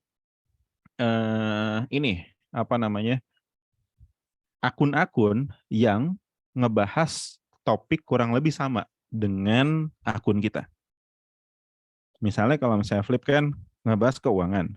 Nah, Flip tuh bakal seneng tuh komunikasi sama akun-akun kayak Felicia Ciasaka, atau kalau misalnya Joska masih ada ya berarti Joska gitu kan, dan lain sebagainya. Pokoknya ngebahas soal keuangan, Flip bakal hadir di sana untuk ikut komentar sama konten yang mereka publikasikan. Itu jadi hal penting juga untuk dilakukan. Terus yang ketiga, kita juga bisa komentar di postingan-postingan yang lagi viral, yang emang lagi rame diperbincangkan, yang lagi banyak komentar di sana. Nah, kita ikutan komentar, nyari peruntungan tuh ibaratnya. Kita ikutan komentar di sana, dan harapannya bisa jadi top komen juga, seperti yang tadi diincar dari awal. Nah, ini saya ada satu buah cerita menarik soal salah satu akun yang pernah saya kelola. Dan menarik ya, akun ini saya kelola itu hanya dengan mengandalkan komentar. Hanya dengan mengandalkan komentar ke akun lain yang hashtagnya relevan sama jualan saya di sini. Jadi dulu saya sempat di Gema Insani tadi ya. Saya bikin satu buah akun eksperimental namanya Buku Hamka, yang seperti namanya di dalam ini hanya jualan buku-buku terbitan Gema Insani yang ditulis oleh Buya Hamka. Dan isinya sama sekali nggak ada konten edukasi, nggak ada konten hiburan. Tapi benar-benar konten produk doang. Tapi apa yang saya lakukan, saya rajin berinteraksi sama 90 konten sehari, benar-benar ngeluangin waktu 3 jam. Hasilnya apa? Dalam waktu 2 minggu sampai dengan 4 bulan, itu bisa nge-generate 2-4 juta. Laba, bukan penjualan. Lumayan untuk usaha iseng-iseng. Dimana setiap harinya cuma ngeluangin waktu 3 jam lah kurang lebihnya gitu ya, untuk komentar ke 90 akun. Gitu. Nah, berikutnya adalah soal promosi yang halus. Promosi yang halus ini berkaitan erat sama kayak gini, teman-teman. Tadi ya, seperti yang saya mention di awal, ini erat kaitannya sama influencer marketing. Walaupun kalau bisa diterapkan juga di akun kita sendiri, intinya kita harus bisa ngelakuin satu buah promosi dengan cara yang enak lah, bisa dinikmati gitu ya. Tapi terlebih ini bakal jadi lebih penting ketika diterapkan oleh influencer. Di sini teman-teman pasti pernah ya, pengen beli sesuatu karena lagi diomongin di mana-mana. Pasti pernah. Kalau saya sering, jangan ditanya. Kan gampang kemakan iklan, gak usah diomongin di mana-mana juga bakal dibeli gitu. Boleh dong satu orang coba cerita. Ceritanya kayak gimana tuh? Beli sesuatu karena lagi rame diomongin di mana-mana. Satu orang boleh. Raise hand, cerita.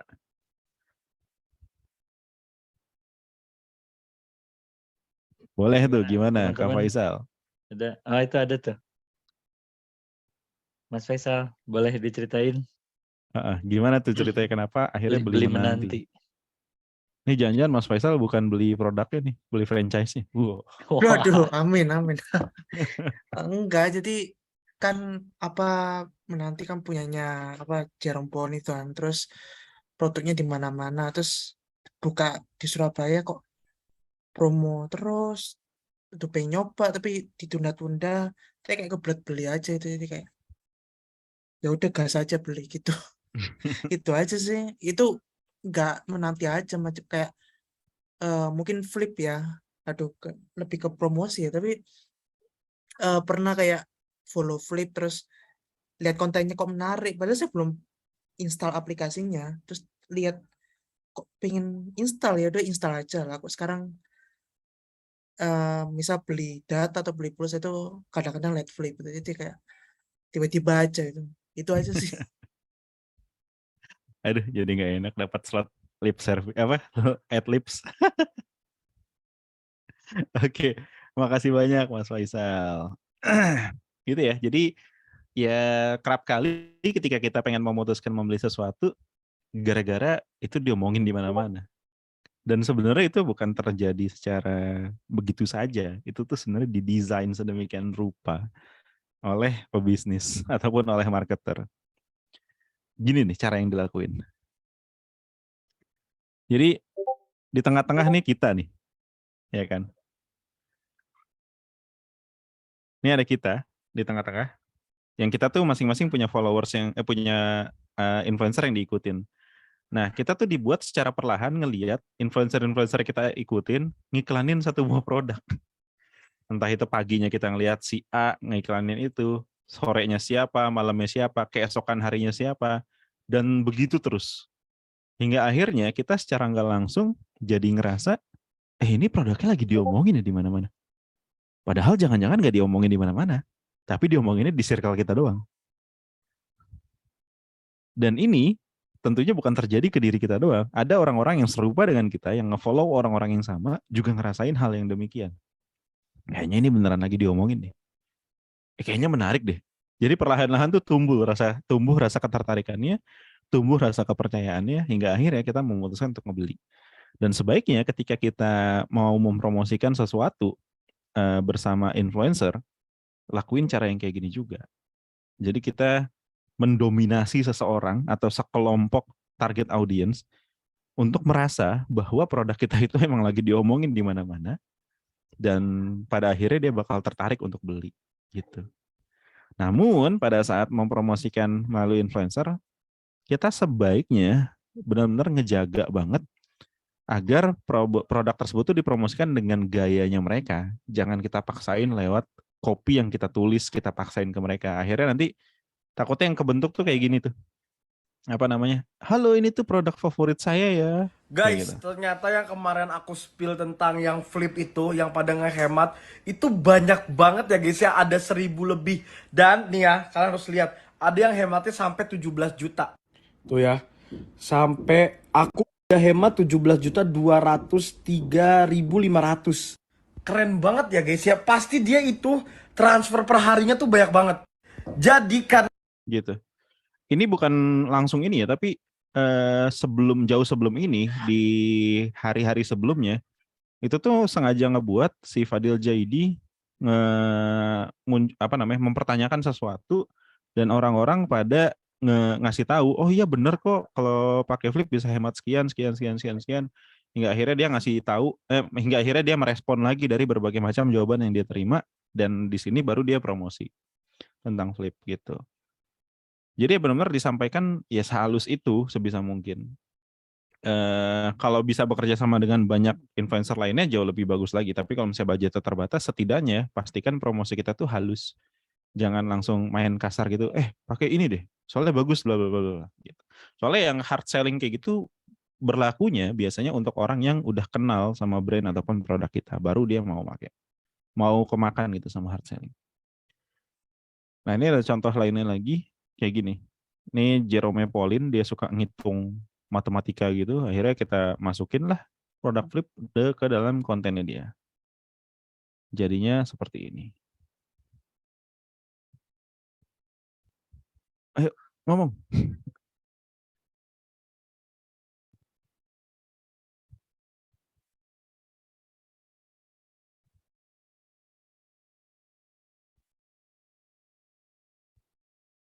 Ya, loading. Oke. Gitu aja sih teman-teman. Nanti bisa dicek. Oh guys, jadi kemarin aku buka session Q&A di Instagram dan ada orang yang kasih aku soal menarik dan aku sudah terhubung dengan 3 orang temanku yang suka matematika. Halo, Farhan, Bang Bintang, Kristo. Soalnya gini ya, 6.500X tambah 1.500Y tambah 1.000Z sama dengan 77.464.000. Lalu 2Y min X sama dengan 58 dan Y sama dengan Z. Tentukan X, Y, dan Z. Ternyata ada yang lebih sulit daripada melupakan Rehan. Oke, gimana? Sudah ada bisa? Bisa. Woi, parah. Berapa Han? X-nya itu 9986. Oke. Terus karena Y sama Z-nya itu sama, itu 5022. Benar sekali. Aduh, nyaris gua bener-bener. Bentar dulu. Ini 6.500, 1.500 apa itu? Itu kayaknya kalau 6.500 kan admin bank biasanya ya. Oh iya benar. Terus 1.000 sama 1.500 tuh admin buat top up e-wallet. Jadi ya, dari tadi itu kita ngitungin berapa kali jumlah transaksi transfer antar bank dan top up e-wallet salah satu pengguna Flip. Jadi dia tuh hemat sampai 77.464.000. BTW aku juga pakai Flip. Aku tuh sering banget top up e-wallet. Itu tuh emang nggak pernah kena biaya admin. Terus aku tuh sekali transaksi itu bisa banyak akun sekaligus. Kalau dikumpul-kumpulin emang mungkin nyampe 70 juta. Jangan kan selama ini kita bisa beli Ferrari kan. Iya, feeling gue tuh gue kaya loh. Kalau pakai Flip tuh. Makanya mulai sekarang pakai Flip ya. Mantap. Gitu teman-teman. Jadi ya ketika kita kerja sama influencer pastikan sesuai sama gayanya mereka ya. Karena dari pengalaman ketika dipaksain emang hasilnya selalu jelek, tapi ketika dipercayakan sama mereka hasilnya cukup oke. Oke, mungkin segitu aja penyampaian dari saya di malam hari ini. Terima kasih banyak. Silakan kalau misalnya ada pertanyaan. Assalamualaikum warahmatullahi wabarakatuh.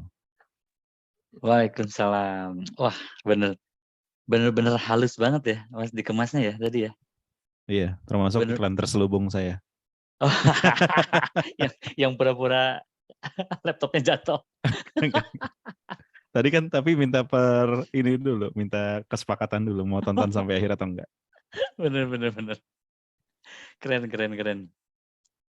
Banyak banget tadi insight yang kita dapetin ya, maksudnya dari sampai tadi dituntun banget itu composing ininya Mas ya, composing kontennya ya tadi di kita di apa ya, kayak bayi diajarin jalan gitu kan, dari mulai composing dari awal gitu kan, kopinya seperti apa sampai akhirnya jadi yang tadi ya, dan juga dikasih contoh-contoh juga yang lainnya yang memang keren-keren punya gitu, nggak yang ini bagus beli gitu, nggak langsung gitu ya, cuma maksudnya dikemasnya seperti apa dengan gayanya si influencernya tadi, jadi kesannya memang experience gitu, nggak ngejual produknya langsung. Keren banget. Oke, kita masuk ke sesi Q&A ya, Mas Rian ya. Boleh. Oke, bentar, teman-teman udah nyiapin sekitar 6 pertanyaan. Oke. Tadi satu udah ya di tengah-tengah. Oke, Mas Anon tadi udah ya. Sekarang kita pertanyaan pertama dari Mas Riki. Oke, pertanyaannya. Mas Rian, mau tanya, jika kita di tengah jalan mesti mengganti produk dan target market bisnis kita ke sektor lain, apakah kita mesti bangun branding dari awal lagi atau seperti apa nih? Gimana? Kurang nangkep tadi. Jadi kalau kita udah settle di satu produk gitu ya, dan brandingnya udah tepat juga, tapi tiba-tiba di tengah jalan tuh produknya ganti gitu, dan target market si bisnisnya tersebut juga pivot lah gitu ya, belok ke yang lain, target marketnya baru, produknya baru, harus bikin branding dari awal lagi nggak sih untuk si produk baru itu gitu? Mohon maaf banget ya, belum pernah ngalamin hal itu. Jadi kayaknya saya nggak bisa jawab di luar kapasitas saya tuh. Belum pernah ngalamin dan belum pernah ada yang saya bantu untuk nyelesain masalah itu juga. Oke. Kalau mungkin di dalam satu brand ada produk baru yang memang berbeda dengan produk sebelumnya, itu kurang lebih gimana? Atau di produknya Mas ada fitur baru yang memang rada beda nih dengan core-nya gitu. Itu harus bikin sesuatu yang baru dari awal atau gimana ya? Biasanya kan gini ya, ketika muncul satu buah fitur ataupun produk baru itu nggak jauh beda tuh dengan core value yang mau dibawa dari brand kita gitu kan. Ya anggaplah kayak tempat kerja saya sebelumnya yang fokus utamanya adalah transfer antar bank, yang nggak perlu keluar biaya admin, tapi kan dia ada satu keyword hemat gitu.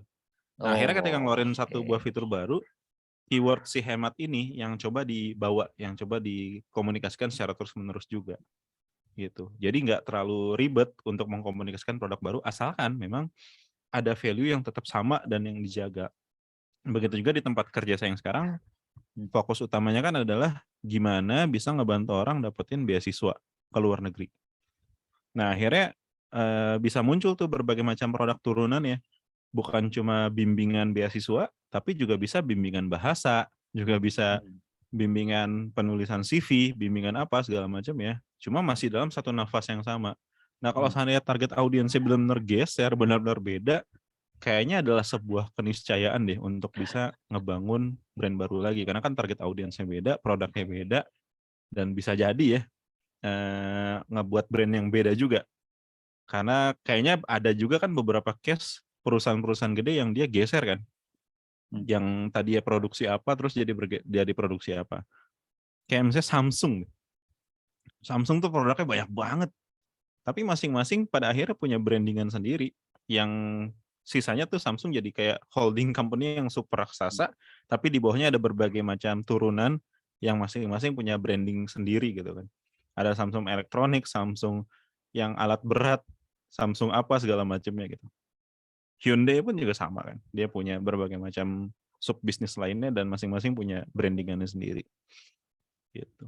Kalau secara umumnya gitu ya, tapi kalau secara experience saya belum pernah ngalamin secara langsung untuk benar-benar nanganin brand yang tiba-tiba ganti target audiens seperti apa. Jadi saya cuma bisa jawab secara umum tadi aja. Oke, thank you Mas Rian.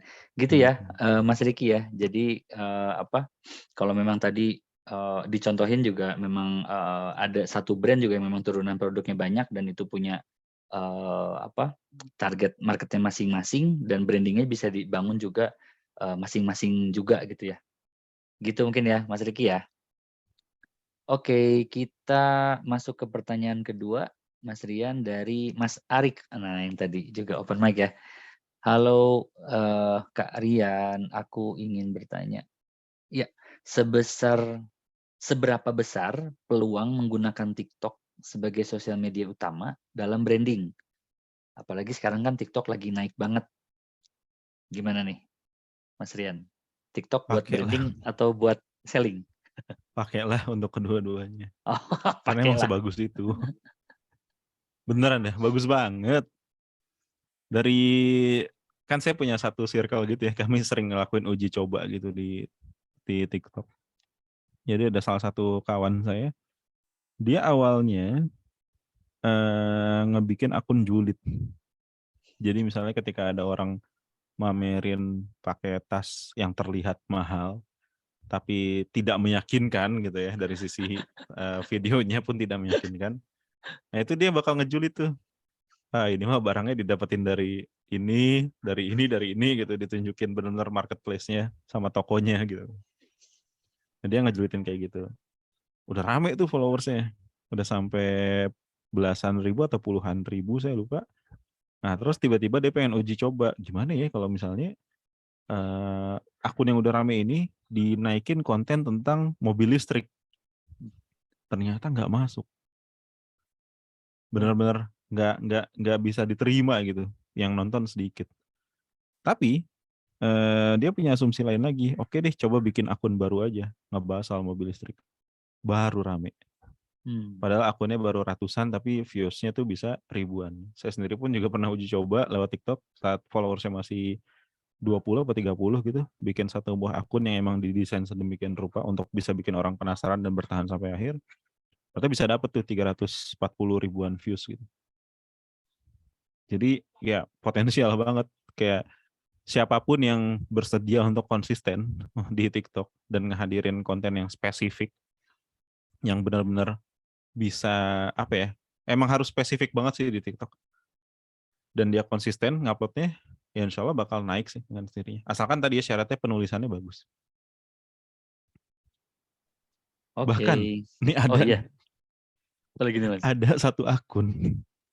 Ini ngaco banget, kerjaannya tuh tiap hari cuma motongin roti. Dia nyoba berbagai macam jenis roti, dia potong, terus diliatin rotinya jatuh atau enggak. Rame. Sespesifik itu. Jadi ya benar-benar dicobalah dengan jalur sespesifik mungkin yang teman-teman bisa, yang emang jadi expertise teman-teman juga. Insya Allah bakal rame sih. Ketika konsisten dan coba nerapin prinsip penulisan yang tadi ya. Jadi konsisten upload doang ya nggak cukup. Emang tulisannya harus bagus juga. Oke. Sip. Jadi Mas Arik ya, wus ya TikToknya karena memang bagus banget Oh, kata selain Mas Rian. TikTok, Ya, manfaatin YouTube Shorts ya. YouTube Shorts. Oke. Kenapa? Karena kalau dari pantauan saya, YouTube ini lagi gencar banget. Bahkan dia sampai rela mau ngebayar creators-nya di tahun 2023. Nah biasanya kalau udah media sosial tuh sampai bersikap segininya, dia bakal nge-push abis-abisan tuh views-nya. Biar orang ngerasa betah, biar orang ngerasa, wah ternyata impactful ya bisa ada di YouTube gitu kan. Nah itu manfaatin aja momentum ini. Sayang banget kalau nggak terjun. Oke. Mas pengen nanya deh, kalau Instagram Reels, TikTok dan juga YouTube Shorts itu kan kurang lebih sama ya maksudnya. Betul. Itu Sama. bisa diupload ke 3 kanal itu boleh? Bisa, asalkan diuploadnya secara native. Bukan misalnya ngupload ke TikTok dulu terus di-download, habis itu diupload ke Instagram dan diupload ke YouTube. Kenapa? Ini bukan saya ngomong, karena dari sisi merekanya juga udah ngasih peringatan. Jangan ada watermark dari konten lain. Dan sebisa mungkin kalau misalnya ngedit, nambahin kata-kata apa segala macam, ya itu dilakuin di YouTube-nya langsung aja, atau di Shorts-nya langsung, atau di Instagram Reels-nya langsung. Oke. Jadi basis kontennya sama, tapi ketika editing ya lakuin di tempat masing-masing. Oke. Kalau urutan uploadnya prioritas mana dulu? Ya langsung tiga-tiganya aja. Oke. Kan nggak rugi. Kirain maksudnya biar anget dulu di sini terus ke sini nggak harus ya? Nggak harus, kan ngebuatnya satu kali. Ya udah langsung upload aja ke 3 tempat.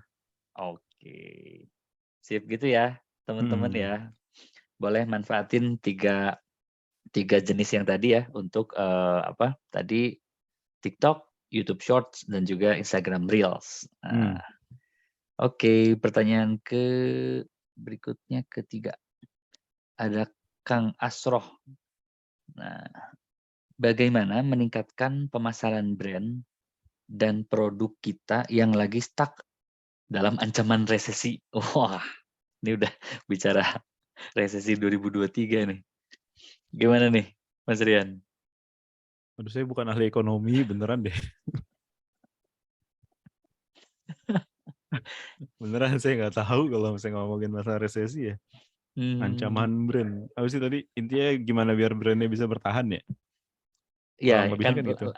lagi stuck terus lagi ada ancaman gitu kan. Terus gimana caranya biar mungkin bisa lebih agile atau gimana ya? Yang pasti saya nggak bisa ngejawab kalau dikaitkan sama resesinya. Tapi kalau secara umum, ketika kita mau bisa bertahan dari bisnis kita, entah itu lagi stuck atau gimana, cobalah untuk jalin koneksi yang oke sama audiens kita. Itu dari uji coba saya sih bisa bekerja dengan baik ya ketika ngelakuin itu. Karena saya ngambilnya dari contoh personal ya. Di tahun 2021 tuh, atau tahun 2020 deh lupa. Pokoknya pas mau bulan Ramadan gitu. Terus saya lagi jatuh miskin tuh. beneran jatuh miskin gitu. Nggak punya duit, segala macam aset dijual-jualin karena corona kan. Nah yang saya lakuin adalah nyoba untuk sharing aja sesuatu yang bermanfaat sesuai dengan apa yang saya ketahui di dunia digital marketing. dan ternyata banyak yang ngerasa terbantu. Nah menarik ya dari sana mulai kebuka pintu-pintu rezekinya gitu. Jadi ya fokusnya di ngebantu orang, ngejalin hubungan baik sama orang, dan dari sana ya terserah cara yang di atas lah mau kayak gimana gitu kan. Cuma terlepas dari itu ya, fokusnya adalah dicoba untuk ngasih value. Karena nggak lama setelah saya coba ngasih value, bukan hanya yang tadi yang dari sisi tawaran, tapi ketika saya jualan produk pun ke orang-orang yang selama ini ngebacain konten-konten saya, itu bisa laku dengan sangat oke produknya. Rekor pada saat itu bisa laku bareng sama temen ya. Akhirnya dibagi-bagi juga kan keuntungannya gitu. Itu tuh 1 bulan bisa laku sampai, bukan bisa laku, bisa dapat keuntungan 40-50 juta 1 bulan. Dan itu dilakukan karena memang di awal fokus untuk membantu orang dulu. Lewat berbagai macam konten, lewat berbagai macam hal yang emang bisa ngebantu mereka dengan karirnya masing-masing. Nah berarti ketika dibawa ke konteks bisnis kita otomatis bisa disesuaikan tuh. Kayak kita coba untuk ngejalin hubungan dengan audiens kita yang entah yang lama entah yang baru, ngejaga hubungan sebaik mungkin sama mereka karena pada dasarnya hubungan bisnis adalah hubungan antar manusia. Dan ya fokusnya untuk ngebantu ke mereka. Dengan apapun ya, dengan informasi yang kita punya, dengan produk yang kita punya. Oke, mantap nih. Jadi nebar manfaat dulu ya, Mas ya. Keren-keren. Sebaik-baiknya orang yang menebar manfaat buat orang lain ya. Keren. Mantap. Bentar, tadi pertanyaannya masih Resesi. banyak? Ada lagi. Ya, Ada lagi. tadi Oh enggak, terakhir resesi. tentang Resesi resesi. kan tadi nggak akan dikomenin ya resesinya ya. Resesi nggak akan dikomenin. Oke. Yang di bidang ekonomi aja diprotes, apalagi saya ya, yang di bidang sastra gitu. Bisa bahaya. Bener Mas Rian. Oke, ini ada lagi dari Mas Maulana. Halo Mas Rian, apakah ada perbedaan treatment untuk copywriting produk yang untuk produk yang middle class ke atas? Ada harus beda nggak sama yang memang middle class ke bawah gitu untuk kopinya? Kalau dibilang apakah beda? Iya pasti harus beda. Karena pandangan cara mereka memandang dunia kan juga beda ya, antara yang punten menengah ke bawah sama yang menengah gitu. Biasanya kalau menengah ke atas tuh lebih fokus ke value kan. Dia tuh kayak nggak terlalu peduli gitu loh sama harga yang dikasih. Selama emang value-nya masuk sama dia, cost benefit-nya oke, ya nggak masalah gitu kan. Dia bakal beli-beli aja. Tapi kalau misalnya yang menengah ke bawah, bakal merhatiin banget tuh. Harganya tuh ditonjolkan banget, itu bakal jadi hal yang penting buat mereka. Diskon 50% khusus hari ini. Ya bagi mereka bakal, oh iya menarik juga. Coba kalau ke menengah ke atas. Ya iya udah gitu kan. Diskon tapi dia nggak butuh barangnya ya nggak bakal dibeli juga sama dia gitu. Jadi ya setiap kelompok sosial ekonomi dia punya konteksnya tersendiri, punya kebutuhannya tersendiri, punya benefit yang diinginkan tersendiri. Tugas kita adalah mencoba mencari tahu hal tersebut dan mencoba menuangkannya dalam copy yang kita tulis di setiap konten yang kita buat. Nice. Oke, berarti positioning si brandnya itu ya tahu dulu di mana, barulah nyusun kopinya juga yang sesuai gitu ya, Mas ya. Oke, gitu ya, Mas Maulana. Oke, ini ada pertanyaan terakhir dari Anonymous lagi. Oke, pertanyaannya, Mas Rian, kira-kira ada kesalahan pada proses, kira-kira apa kesalahan pada proses branding yang paling sering dilakukan oleh orang-orang gitu ya, supaya kita bisa lebih aware dan ingat nggak ngelakuin kesalahan tersebut. Yang menurutku tuh paling fatal adalah nggak berusaha ngobrol sama audiens. Apalagi di tahap awal pengen menentukan berbagai macam identitas brandnya dia. Rata-rata tuh kayak berdasarkan pengalaman yang dipunya aja. Oh iya nih, kayaknya kalau kayak gini bagus nih. Atau sekedar meniru dari produk-produk yang udah ternama gitu. Wah keren nih kalau bisa kayak dia. Oke deh, coba deh buat kayak gini juga gitu kan. Padahal kan belum tentu sama audiensnya. Ya mungkin kalau misalnya audiensnya mirip-mirip, bisa berhasil ya, ada peluang berhasil. Tapi kalau misalnya audiensnya agak beda, tapi kita ngambil dari luar begitu aja, atau ngambil dari benar-benar pengalaman kita doang, agak bahaya. Karena kan sebisa mungkin kita ngobrol sama mereka agar kita bisa empati juga kan sama audiens kita dan kita tahu tuh kebutuhan dia sebenarnya kayak gimana, mereka cocoknya ngobrol sama orang yang kayak gimana, mereka kata-kata yang familiar di kehidupan mereka itu seperti apa, itu jadi satu hal penting. Bahkan saking seriusnya hal ini, beberapa bisnis tuh sampai menyewa lembaga riset yang tugasnya tuh untuk ngeriset target audiensnya bisa sampai 3 atau sampai 6 bulan gitu loh. Untuk benar-benar ngeriset siapa sih sebenarnya yang jadi target audiensnya mereka, dan akhirnya ketahuan tuh minat-minatnya apa segala macamnya, apa yang mereka suka, mereka karakternya seperti apa, dan saran yang mesti kita lakukan seperti apa itu bisa dilakukan dari sana. Jadi ya Nice. seserius itu untuk ngobrol sama target audiens, untuk ngeriset target audiens kita. Oke, itu yang biasanya kesalahan tuh terjadi di sana gitu ya Mas ya? Biasanya kalau udah terjadi di sana, udah tuh belakangnya salah semua juga. Bahaya. Oke, gitu ya teman-teman ya. Perhatiin itu supaya memang ke belakang-belakangnya nggak terjadi kesalahan lagi. Oke. Ya, makasih buat teman-teman yang udah nanya di Slido. Tapi ini masih seru atau masih ada yang mau nanya open mic atau gimana gitu? Mumpung masih Boleh.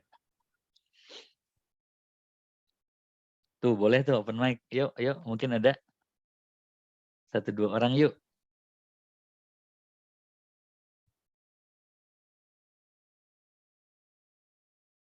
Mas Rian masih semangat kan? Masih dong. Habis ini juga masih ada rapat lagi kok. Widih, bener. Extra miles. Iya nih. Lagi ngejar target biar bisa Mantap. umroh. Asik, amin. Didoain Mas. Oke, gimana teman-teman? Ada atau udah ini ya, udah terwakili semua tadi yang unek-unek yang ada di benaknya gitu kan, keluh kesahnya udah terwakili semua, udah terjawab semua, pertanyaannya juga dijawab dengan memuaskan gitu ya sama Mas Rian. Kalau gitu, Insyaallah. amin. Pasti kok Mas, saya sendiri juga tadi banyak belajar banget. Oke deh. Oke. Thank you banget buat semua teman-teman yang udah nanya gitu ya. Ini juga kita ada form feedback ya. Nah, ini teman-teman yang pengen dapetin slide presentasinya Mas Rian, boleh isi form feedback-nya karena nanti di halaman terakhir form feedback bisa di-download materinya. Oke, join juga teman-teman di komunitas Belajar Everpro di Telegram karena di sana kita bisa banyak sharing dan juga mungkin teman-teman yang mau bertanya sesuatu juga nanti ada beberapa expert yang bisa bantu jawab atau arahin gitu. Oke, tapi kita mau foto bareng dulu nggak nih? Yuk teman-teman foto bareng dulu yuk. Semuanya open kamera dulu. Saya bantu